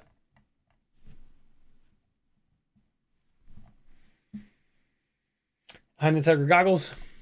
Great minds think alike. Morton Upshot says, just think, learn Fusion and you could draw stuff like this. No. Cole Power says, I dry silica in microwave. No way. 20 minutes. Oh my God. 20 minutes on low power defrost. That's a lot of minutes. Frank Nicholas said, sealed silica packets, you can tell when they're worn out. Yeah, they get all puffy. Beads change color and can be recharged in oven, microwave, or dehydrator. I'm going to recharge them in the damn filament dryer now that I've realized that's a possibility. Denzel the Terrible says, just print the high capacity one, less complicated print. Just fill it 3/4 full and the rolling around action will aerate your silicone, no problem. You know, I think this high flow one, the high flow one was printing totally fine. So unless I start having problems with this one again, I think I'm good. But yeah, if the part of the print that failed is the simple little end cap, and what's super annoying about that is the end cap printed totally fine in TPU. So, but maybe this is just a fluke. Cole Power says Control W closes tabs, Control Shift T. Oh, I actually didn't know that. Control Shift T uncloses tab. What? How the fuck? Control Shift T, eh? So if I close this tab, no, it doesn't. Not in Chrome, at least. Frank Nicholas says Desiccant on Amazon. Yeah, there's a bunch of it, and it's all like cool looking and orange. I'm super tempted to buy it, but I have all these. I've been saving these fucking I shit you. It might be maybe more than 10 years. Maybe closer to like 20 years that I've been saving Desiccant packets, and I've never really had a great use for them. I started putting like 1 or 2 of them in when I started getting all these plastic bins from Costco. I started putting a couple of them in those bins, but like I've never had a great use for all these silica packets, so god damn it, I'm using them. Warren Upshot says, not all cool looking prints are really practical. Look at how parts are laid out. Were they designed to be printed or designed to be pretty? It's a good thought. Rack says, sorry, but if Brain 3D said that he's a complete idiot, I don't care how much he's printed. TPU is one of the most hygroscopic filaments you can buy. It needs to be dried. Brain 3D's prints are consistently just perfect. And he's down in swamp-ass Florida. So like, no offense, Rax, but I believe him, and like he's got, I think he has like 20 machines running damn near around the clock. So like, no offense to you, but like, you know, he knows his stuff. And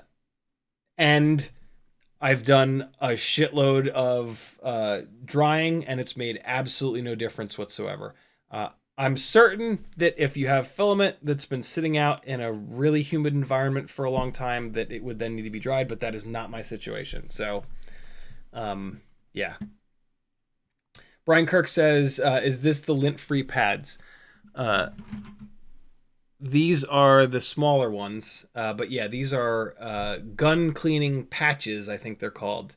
But they work really well as lint-free pads. And I have tons of them, because when you buy them, they're in a massive stack, and I didn't use many of them back in my airsoft days. Rack says, sorry, just catching up. What is it with Newbie Drone and the PH 2.0? Jesus, no one wants it. It's dead. Move on, Newbie Drone. I think it's a good thing, man. I still hear from people that say, like, dude, seriously, do I really have to? I have all these PH 2.0 batteries. Do I really have to go to BT 3.0? There are more people than you would think that have loads of PH 2.0 batteries floating around. So I'm actually really excited about this new connector, rather. Frank Nicholas says, Control on Windows, Command on Mac. So Command Shift T. Let's see. New tab. Close it. Command-Shift-T. Holy shit, look at that.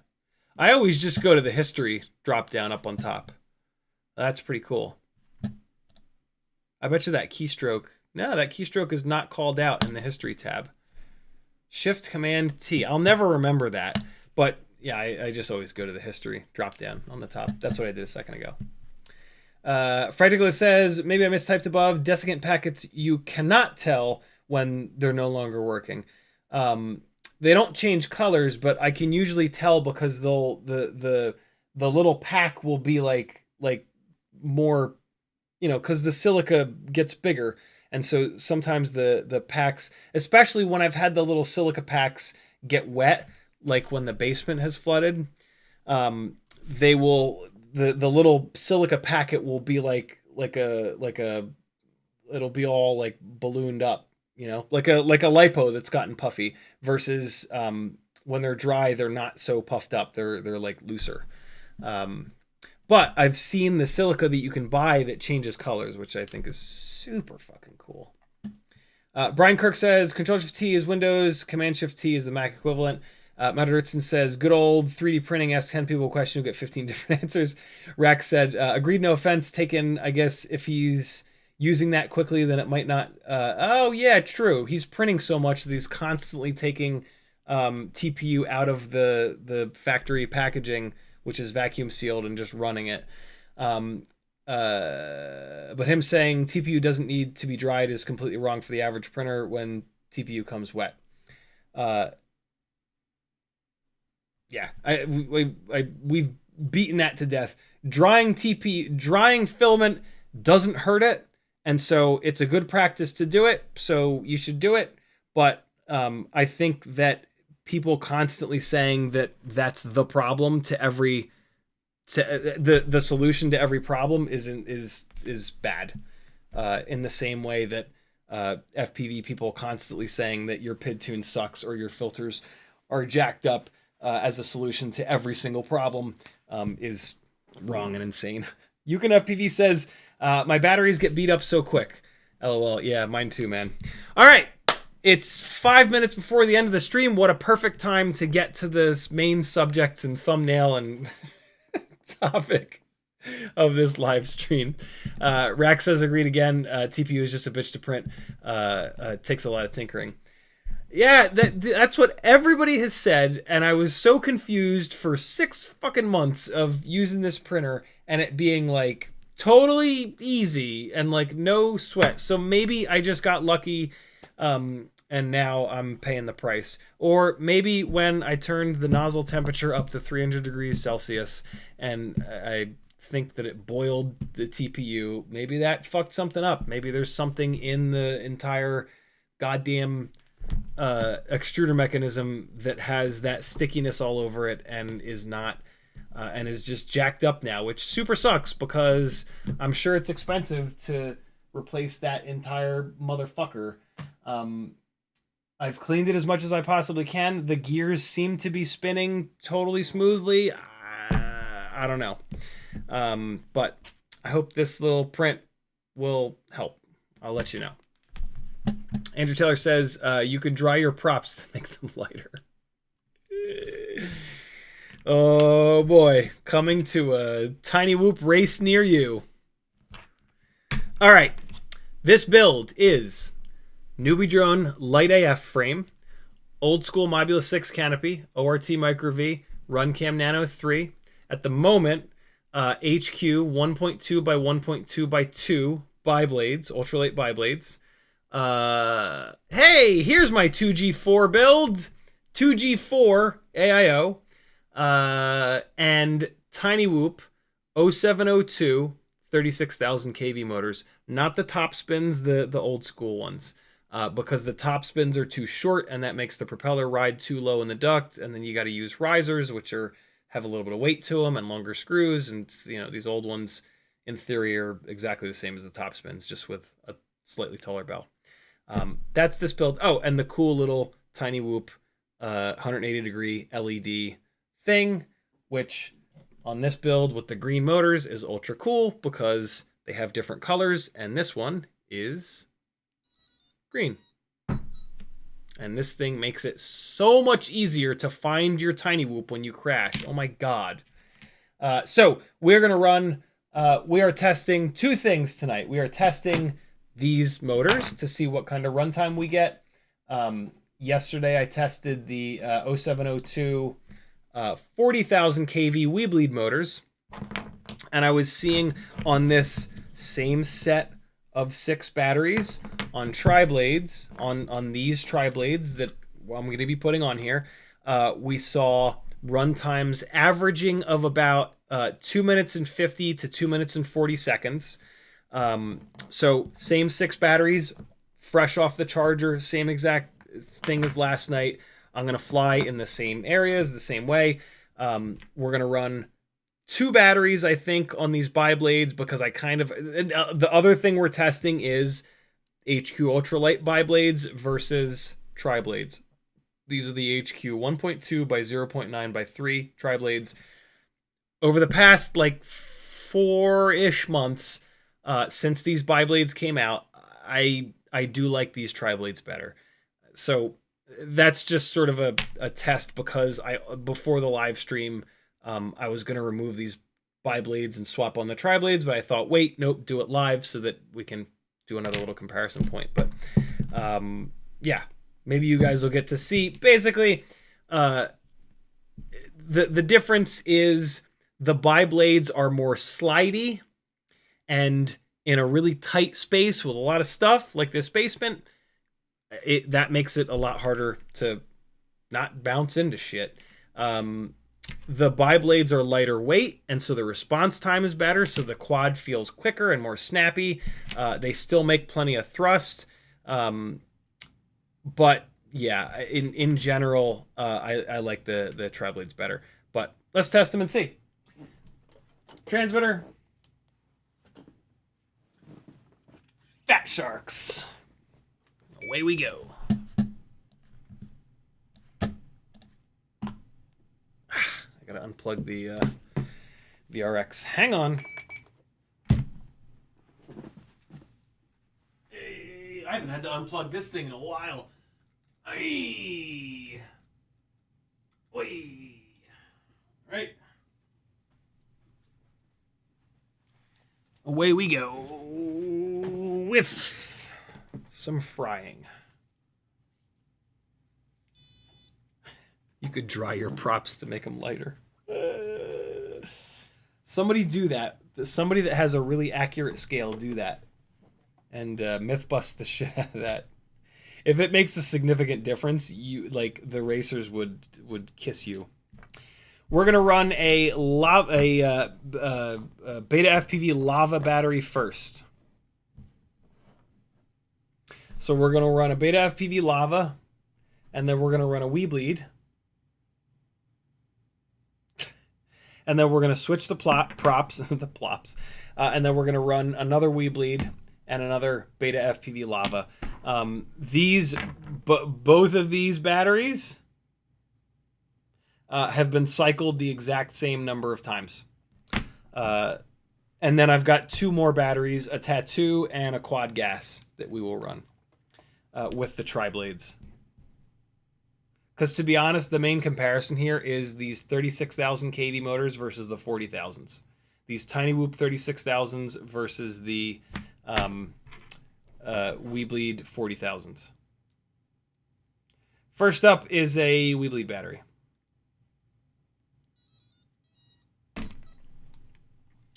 Hold on. The quad from yesterday. We got to check the weights because the frames are different. Here it is. So the quad from yesterday is on a it's a Mobula 6 2024 AIO, which is lighter than what we're flying now with the 2G4, but this is on the Beta FPV Air 65 V2 frame, which is a little bit heavier than the Newbie Drone Cockroach Light AF frame. Now that I have a working scale again, let's weigh both of these because that absolutely matters. Same camera, same canopy, same antenna. In a minute, they'll have the same props. The rig from yesterday was what, 17.2? Yep, 17.2 grams. The rig we're flying today is 17.1 right now with the biblades on it. Once I switch to the triblades, it'll be 17.2. So that's pretty cool. I actually didn't think of that. That worked out. This scale does something cool that any other scale I've ever had doesn't. It holds the weight. I just took the Cinewhoop off of here, and the weight, 17.1 grams, was still sitting there waiting for me.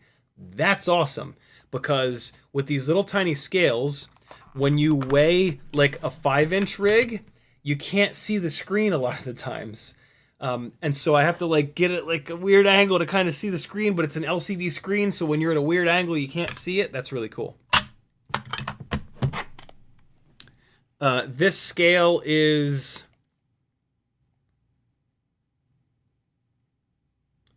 I don't know. If you really care. It looks like this. It looks like that. TW it says on it. Model Lux, LUX-1000-1-BK. There you go. True Way is the company. TRUWEIGH. I have not put the calibrated weights on it yet. But I will get them out, because if I don't get them out, I will never remember to do that. Get out of there, you son of a bitch. Come on. Get. Ugh. So heavy. Oh, God. No. No. No.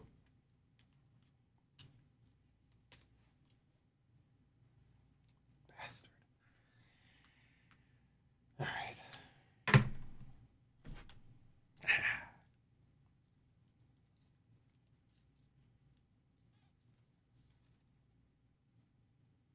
Yeah. All right.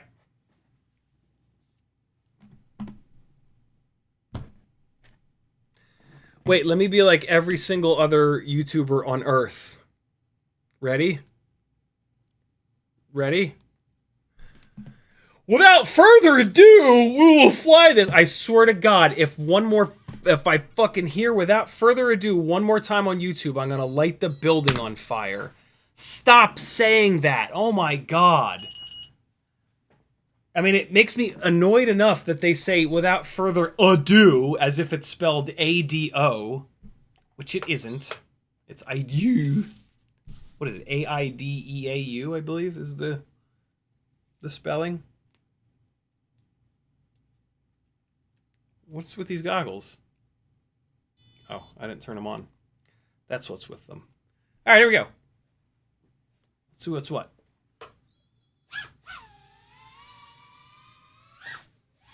Oh my God. Ooh, I caught it. Oh God, that was shit. Let's do a quick RPM test. Stuck down here? What was he, sleeping on the couch? Where'd you go, you little fart bag? I just heard you run. There he is. He had to come over to protect me from the evil Cinewhoop. All right. Let's get a RPM test real quick. Oh God. Get, come on. Here we go.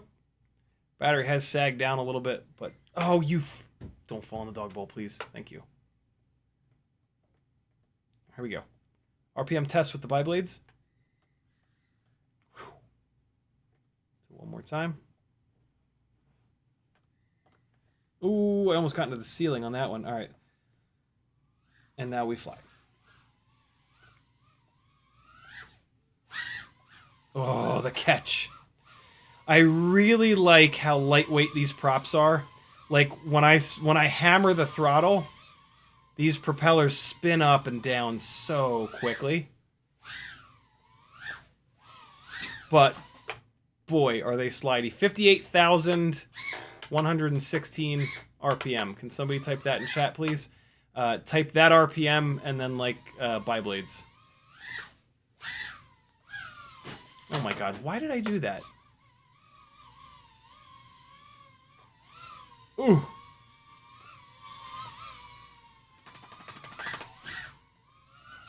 Oh my god. Not having a great night of flying tonight either. Oh god!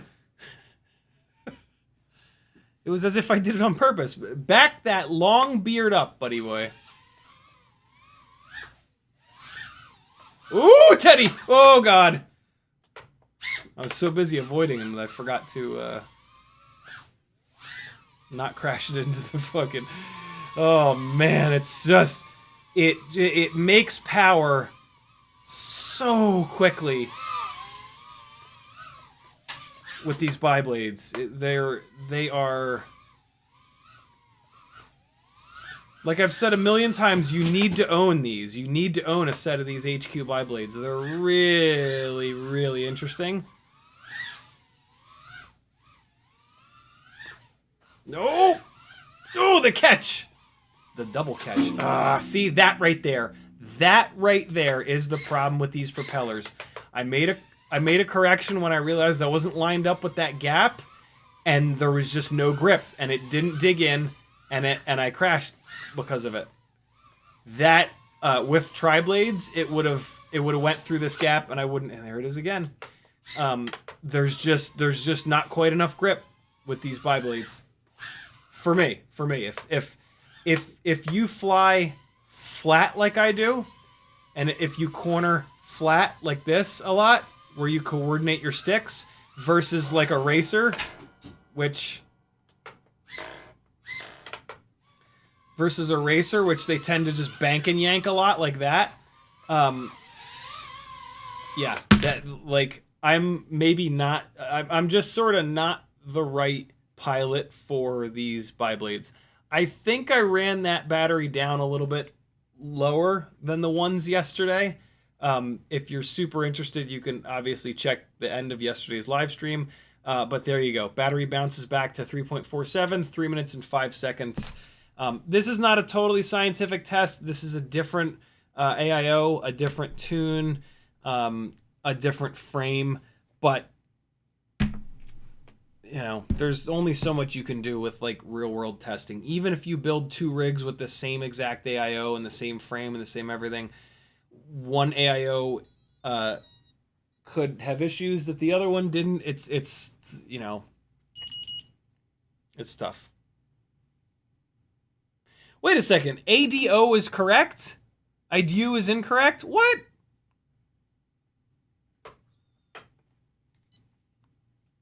You fucking with me? Alright, hold on. We're gonna do an RPM test with a fresh battery.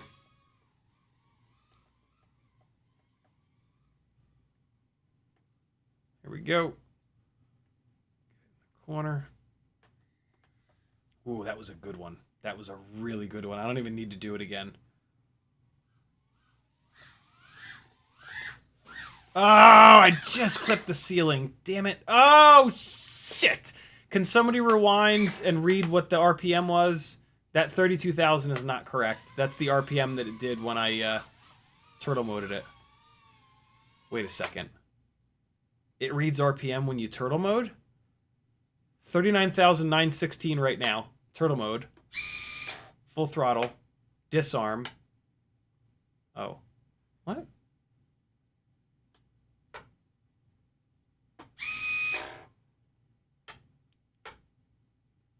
That can't be right. I was going to say, that is an excellent way of testing. Oh, but it spins the props backwards, so that is a weird way of testing. Never mind. I was excited because spinning just one motor would eliminate a lot of battery sag for that, like testing RPM of different motor prop combos. But yeah, no, that did not. 19,000 is way too low of a number. Yeah, and I'm on the hallway. God damn it! Come on, stop it. This is what happens more on the Biblade setup. It just They don't dig in, and they just like ping pong around a lot more often. See, right there. That was it. It just slid sideways into that gate. And right now, I've been flying the triblades almost exclusively, so I'm very much used to the flight performance of the triblades. And so, like, A, I feel like I can really notice it right now, but B, my flying is geared towards the triblades, and so, like, when all of a sudden I'm hitting stuff like that when I don't expect it, it's like, yeah, okay, the hardware change is probably to blame, potentially to blame. Could still absolutely be placebo, but I'm doing as much as I can to... Whoa! Yeah. If nobody has rewound and gotten that RPM number by now, please somebody do it. I bet you somebody already has, though. You guys are awesome.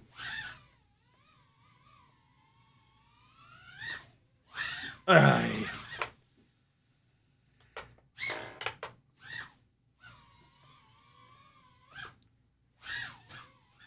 Come on now.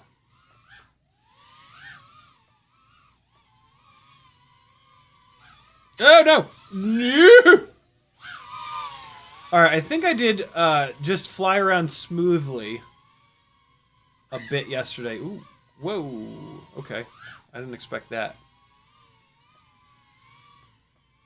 During those batteries. So let me do that a little bit here. And I won't, like, mega discharge this battery. Matter of fact, this battery's ready to come home. Whoa, look at the runtime. Jeez, 324. And the battery's bouncing back up to 363. 364. And that's where it'll level out, is 364.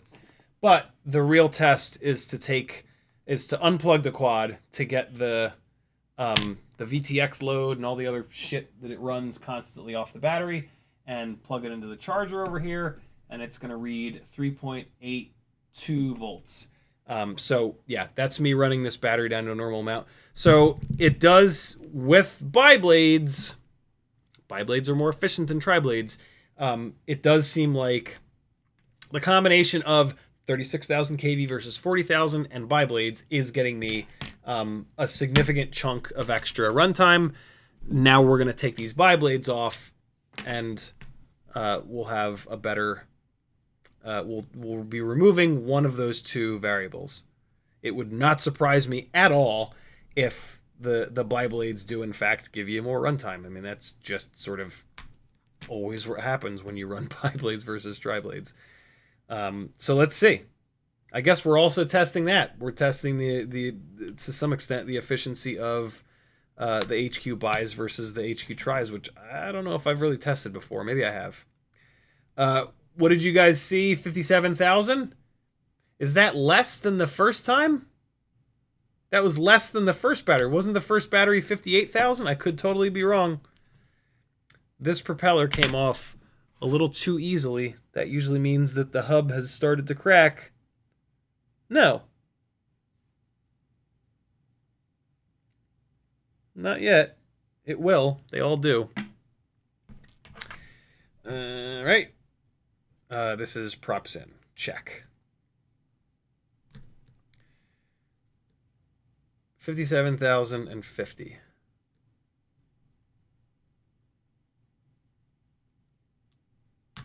The main thing that annoys me, for the record, about YouTubers saying without further ado, is that every single one of them says it all the time. Stop it. Stop saying the same thing that everybody else has said. That everybody else says. My God. Say something different.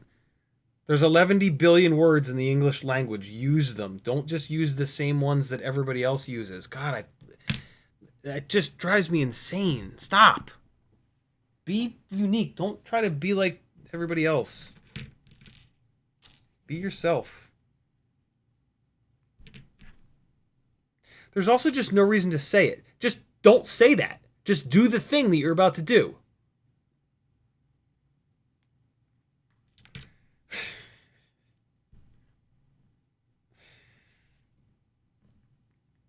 Live your life.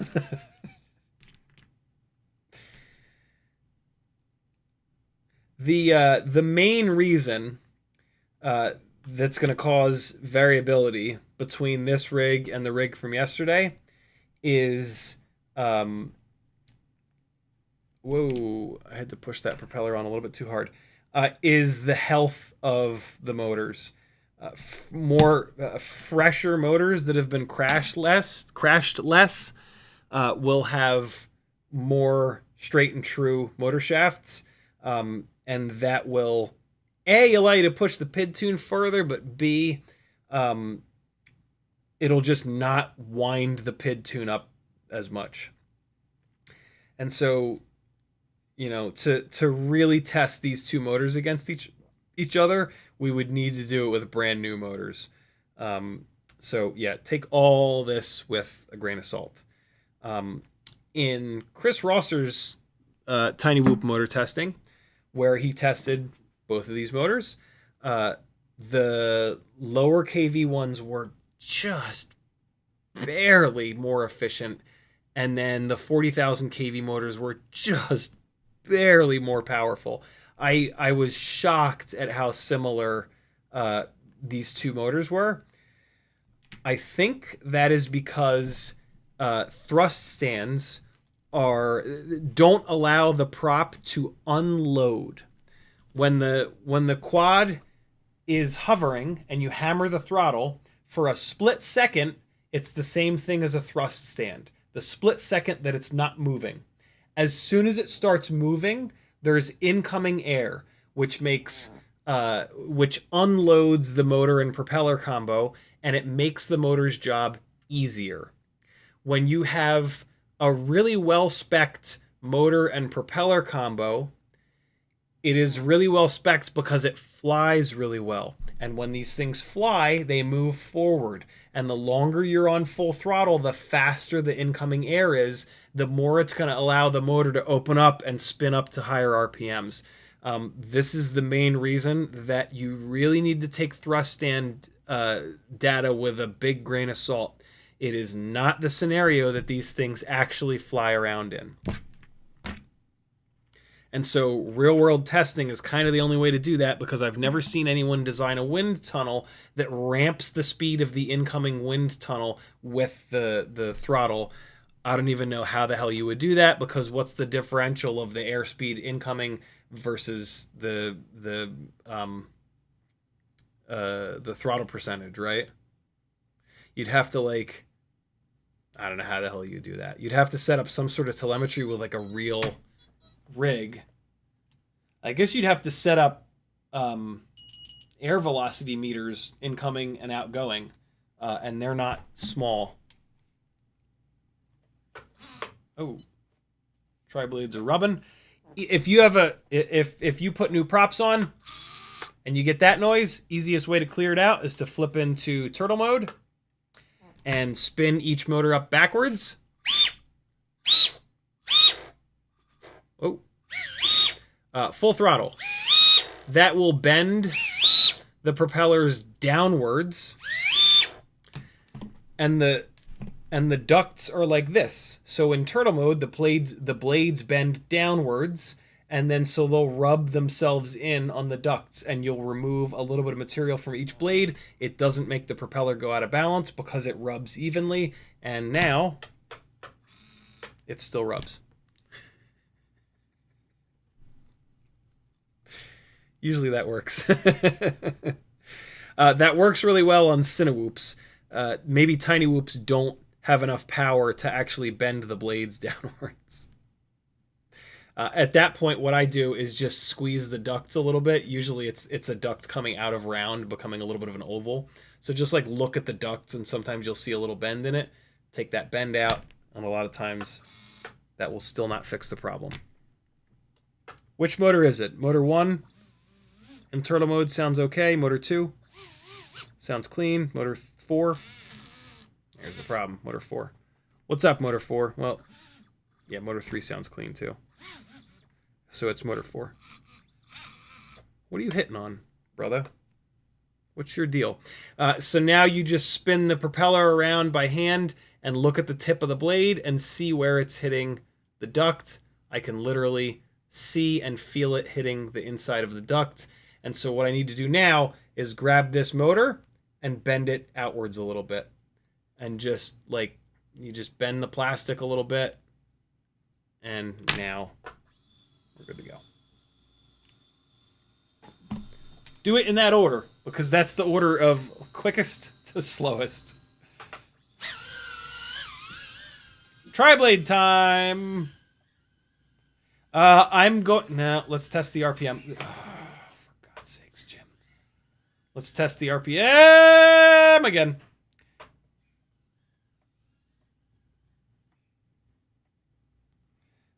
Can somebody dig up from the chat what the RPM was on the first battery on the Biblades? That was a good one. 59,000, which is actually higher than the Biblades, which is kind of insane. Oh my God, what the fuck? The Biblades are more pitchy. 1.2 pitch versus 0.9 pitch on these.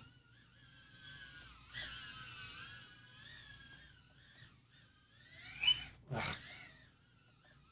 I might have like kind of gotten used to the Biblades, so give me a second to adjust, hopefully. Maybe I'm just flying like an idiot right now. Wow. These feel like they make more thrust, which they should. Because even though they're lower pitch, there's 3 blades instead of 2. As you can see, the response time is still really good on these. But like the buys just feel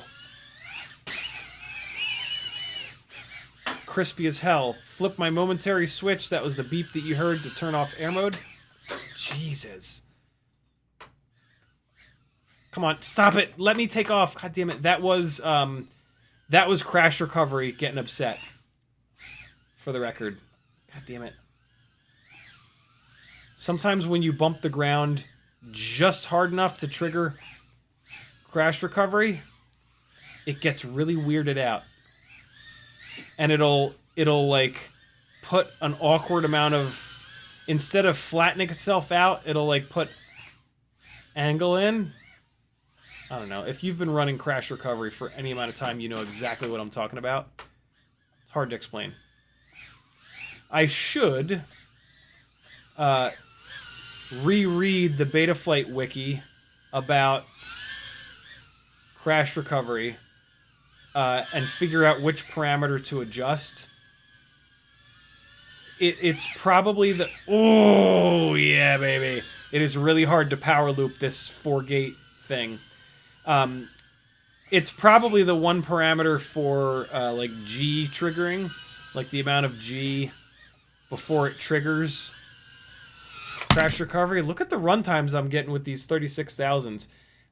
3 minutes and 34. The battery is bouncing back to 3.65, 3.66. It'll probably hit 3.67. That'll be it. There it is. So I have a funny feeling that the 2G4 in this, I know that the 2G4 AIO is, from an electrical noise standpoint, cleaner than the Happy Model Module 6 2024 AIO in the rig from yesterday. And I'll bet you that has to do, I bet you that has more to do with it than the motors. Me getting more runtime today than I did yesterday. Because, again, in Chris Rosser's testing, both of these motors had incredibly similar efficiencies. So, there's that. Triblades versus biblades. The triblades have more grip. They're both excellent propellers, and you should own both of them because they're incredibly cheap, and they definitely fly different, and you might really like one over the other. So get them both. But, yeah, the big difference is in grip.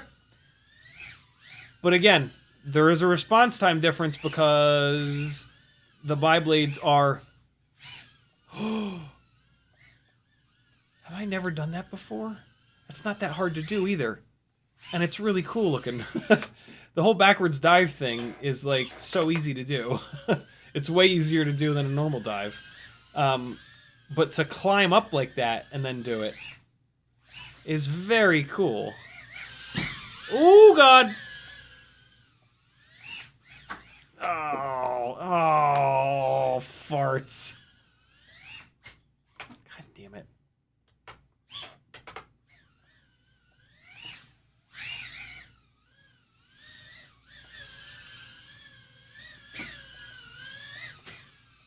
Come on now. Ah! No! How do I keep missing? This is the biggest gate in here, and like in the last 4 batteries, I think I've missed it every single time, and I just missed it again. What in the world? There we go. There we go. Twice in a row, instantly crash. Awesome. There's like some sort of a unwritten rule that I can't ever do any more than like one thing at a time. Every single time I try to do 2 cool things in a row down here, I crash. It's absolutely ridiculous. See? I will admit that I try to do difficult shit too often. That was bad.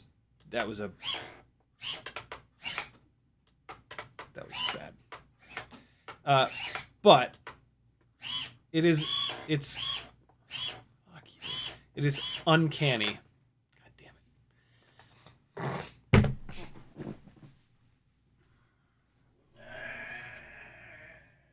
Oh, that shit ain't coming out. That was really wedged.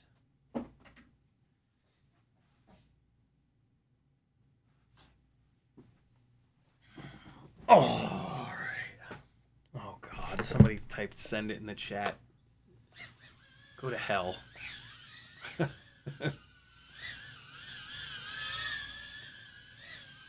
Oh, no! That's going to be unrecoverable, too, isn't it? Oh! What a bonus. What am I doing? Why do I keep diving down behind the TV? There's no exit. Like, ugh! I mean, I don't know. That kind of looks cool, maybe. Magnetic, unbelievably bright flashlight orbit. Oh! I always forget about the newbie drone cube. Oh, so close.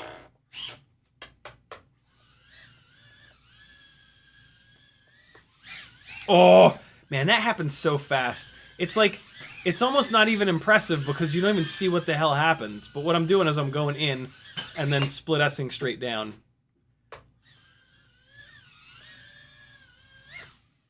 What I should do, so that you can actually see what the hell's happening, is throw it up. Like that. When you just fly into it and then chop the throttle, it's, you know, it just happens instantly. And it's just like, wait, what, did you even do anything there? Or, like, did you just teleport across the room? Oh, I flew this battery way too low down. God damn it. Well, I'm very stupid. Yeah, that completely invalidates this test. But I think we are seeing a little bit more runtime with the lower KV motors. Go figure. What an insane revelation. But it shouldn't be drastic. The 40,000 kV motors are admittedly a lot, but you could absolutely motor limit them down a little bit, and that'll and that'll help with the runtime. Tell me I didn't just Stevie Wonder that entire battery. Now you guys would be screaming and yelling in the chat. So there you go. There's some RPM comparisons. I'm not seeing all of the RPM numbers in the chat, which is fine. You guys got to see them, so that's all that really matters. Let's do 2 more batteries, and then we'll shut this mother down. It's 12:30. Jesus.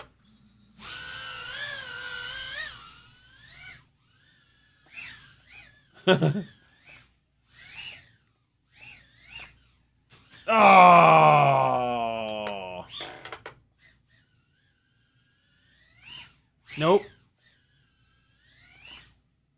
There it is! God, that looks so cool when I get it right.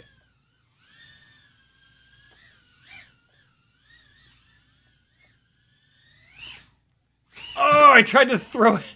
I tried to do the reverse of it. It's so much harder to do that the other way around. Let's try it one more time. Oh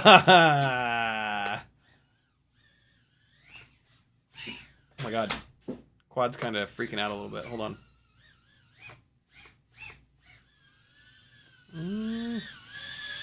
No!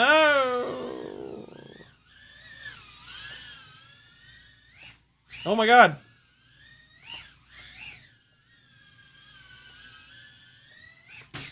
Oh, rejected.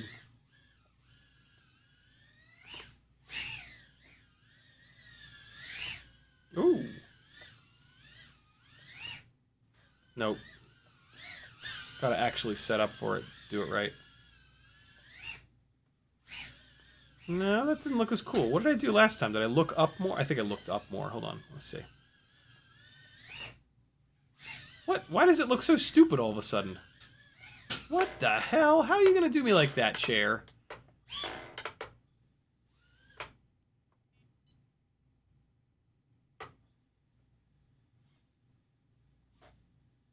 Look, it doesn't even react anymore.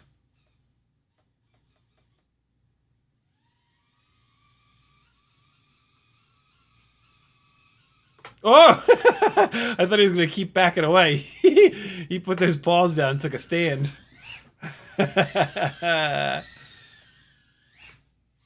Oh! That looks cool. Oh, come on. Oh, balls. Oh, that's so cool looking when I kind of cork it out. It's hard to do, though. Oh wait, no. Let me keep trying that. This thing. Yeah, no. It's because I'm not looking up. If I approach.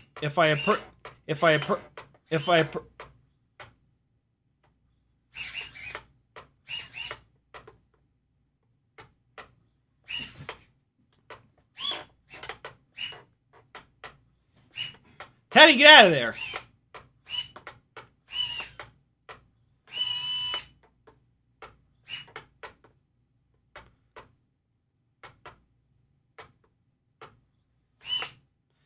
If I approach it with more speed, I'll have to look up more. God damn it.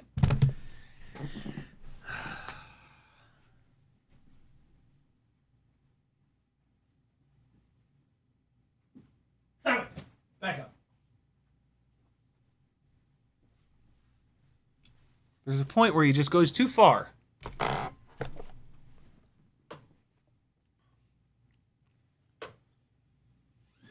Whoa! Mr. Big Stuff over here. Mr. Tough Guy. Coming in hot.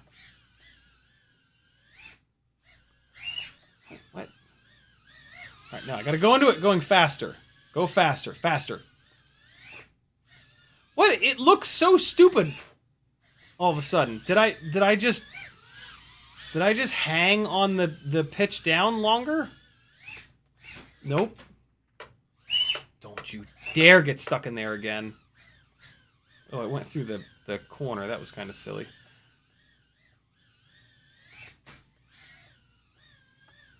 Oh my god.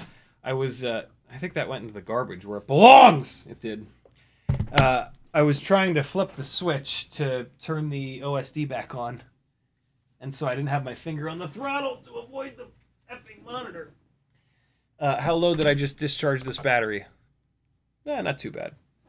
Oh, wait, no, that is bad, because that's disarmed 3.56. I over-discharged this battery. Son of a bitch. Last battery. Thanks for hanging, friends. CiottiFPV.com to support me. Help a brother out. The ship is slowly sinking. All right, here we go.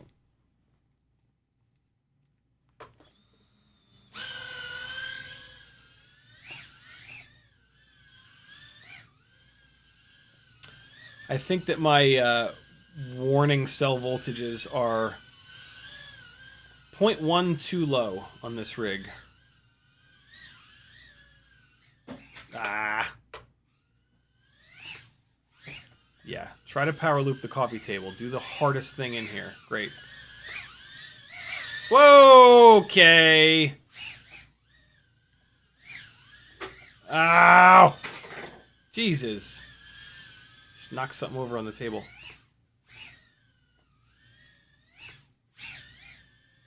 Oh, God. Oh, my rhythm is all fucked up. It's fine. I just knocked something else over on the coffee table.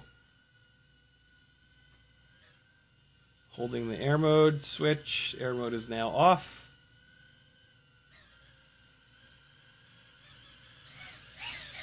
Uh-oh. That's at 0 throttle with air mode off. Get off of there, brother. Thank you. That was weird. That was acting really strange there.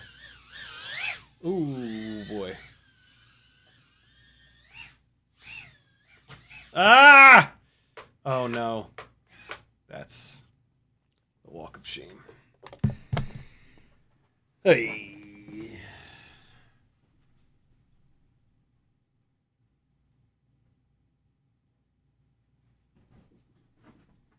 Back up off me, Teddy. Back up off me. Get out of here.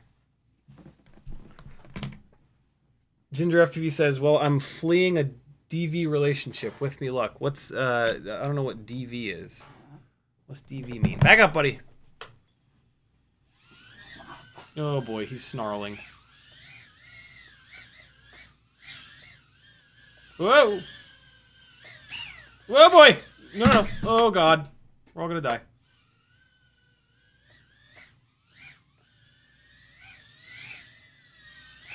Oh, I thought I could pull that off. That was... Ugh.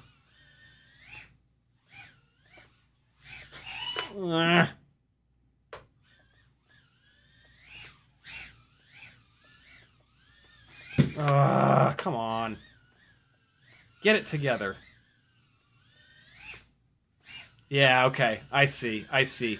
After the throttle blip, I'm slamming pitch down a little bit to make it look cool. First couple times I did it, it was like very natural and very easy, and then after that, it's been just like a mess.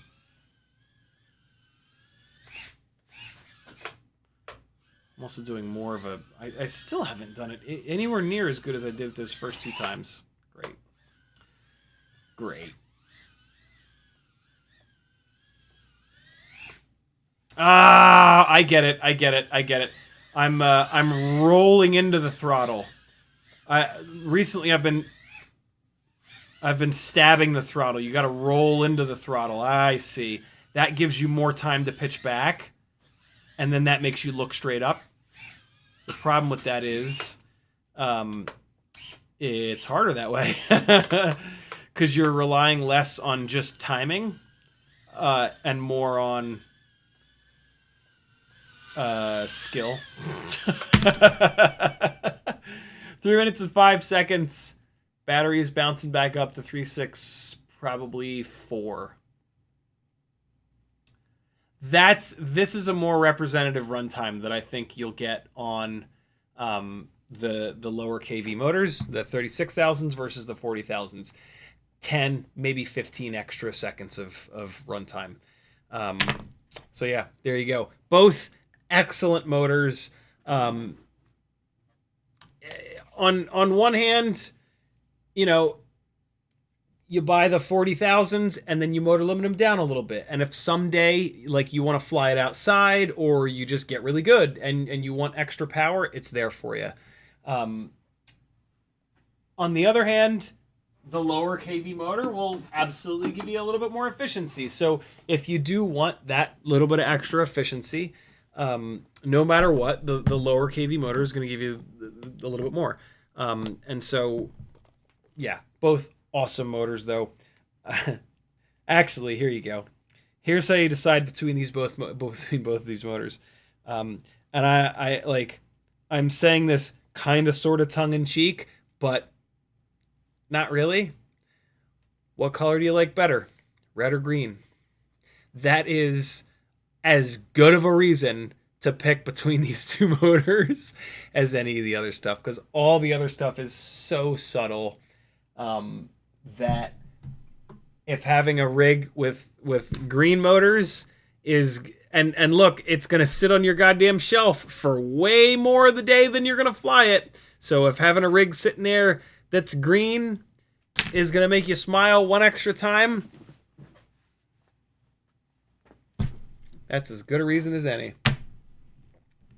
There you go, friends. Thanks for hanging in. It's late. Wait, let me get caught up on chat a little bit. Cole Power says, the worst is when they say, we'll get to that without further ado, but first a word from our sponsor. Moss1 says, how much would you pay for a used set of Skyzone 04L V2s with rapid fire and VAZ antennas? Don't Skyzones have the module built in? I don't know anything about Skyzone's goggles. I could not be any worse of a person to ask that question. Sorry, brother. Denzel the Terrible says, further adieu, ADO is correct. Adieu is incorrect. Adieu means goodbye in French. Why the fuck did I think? Maybe just because I think everybody is an asshole.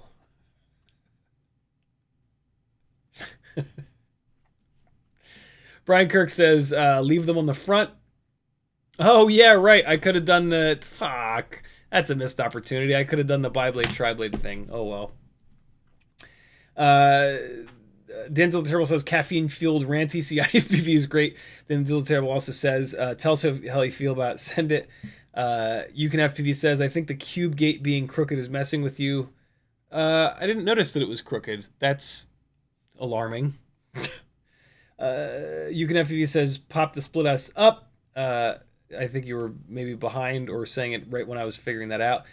Ginger FPV says, oh God, DV is domestic violence. Fuck, man. Sorry you had to deal with that. Good luck. Run. Don't Touch the Door says, have you ever played your drums with the drone? Yeah, we do that every once in a while. I mean, I'll crash into them every once in a while and we'll go, hey! But yeah, I've gone, the best example of that is one night that I went under the floor tom, the 16-inch floor tom, and I went dong, dong, dong, dong, dong. You know how like air mode bounces? Well, I added throttle to the air mode bounce, and boom, boom, boom, boom, boom. That was kind of funny. But yeah, every once in a while I'll hit a good, if I come in just right, the toms are angled at like a 45-degree angle, and then the cymbals are up above them, I can go dong bing, and that's pretty cool. I can't do it repeatedly though. Thanks for hanging, friends. CiottiFPV.com if you like this and would like to see it continue. This is totally crowdfunded.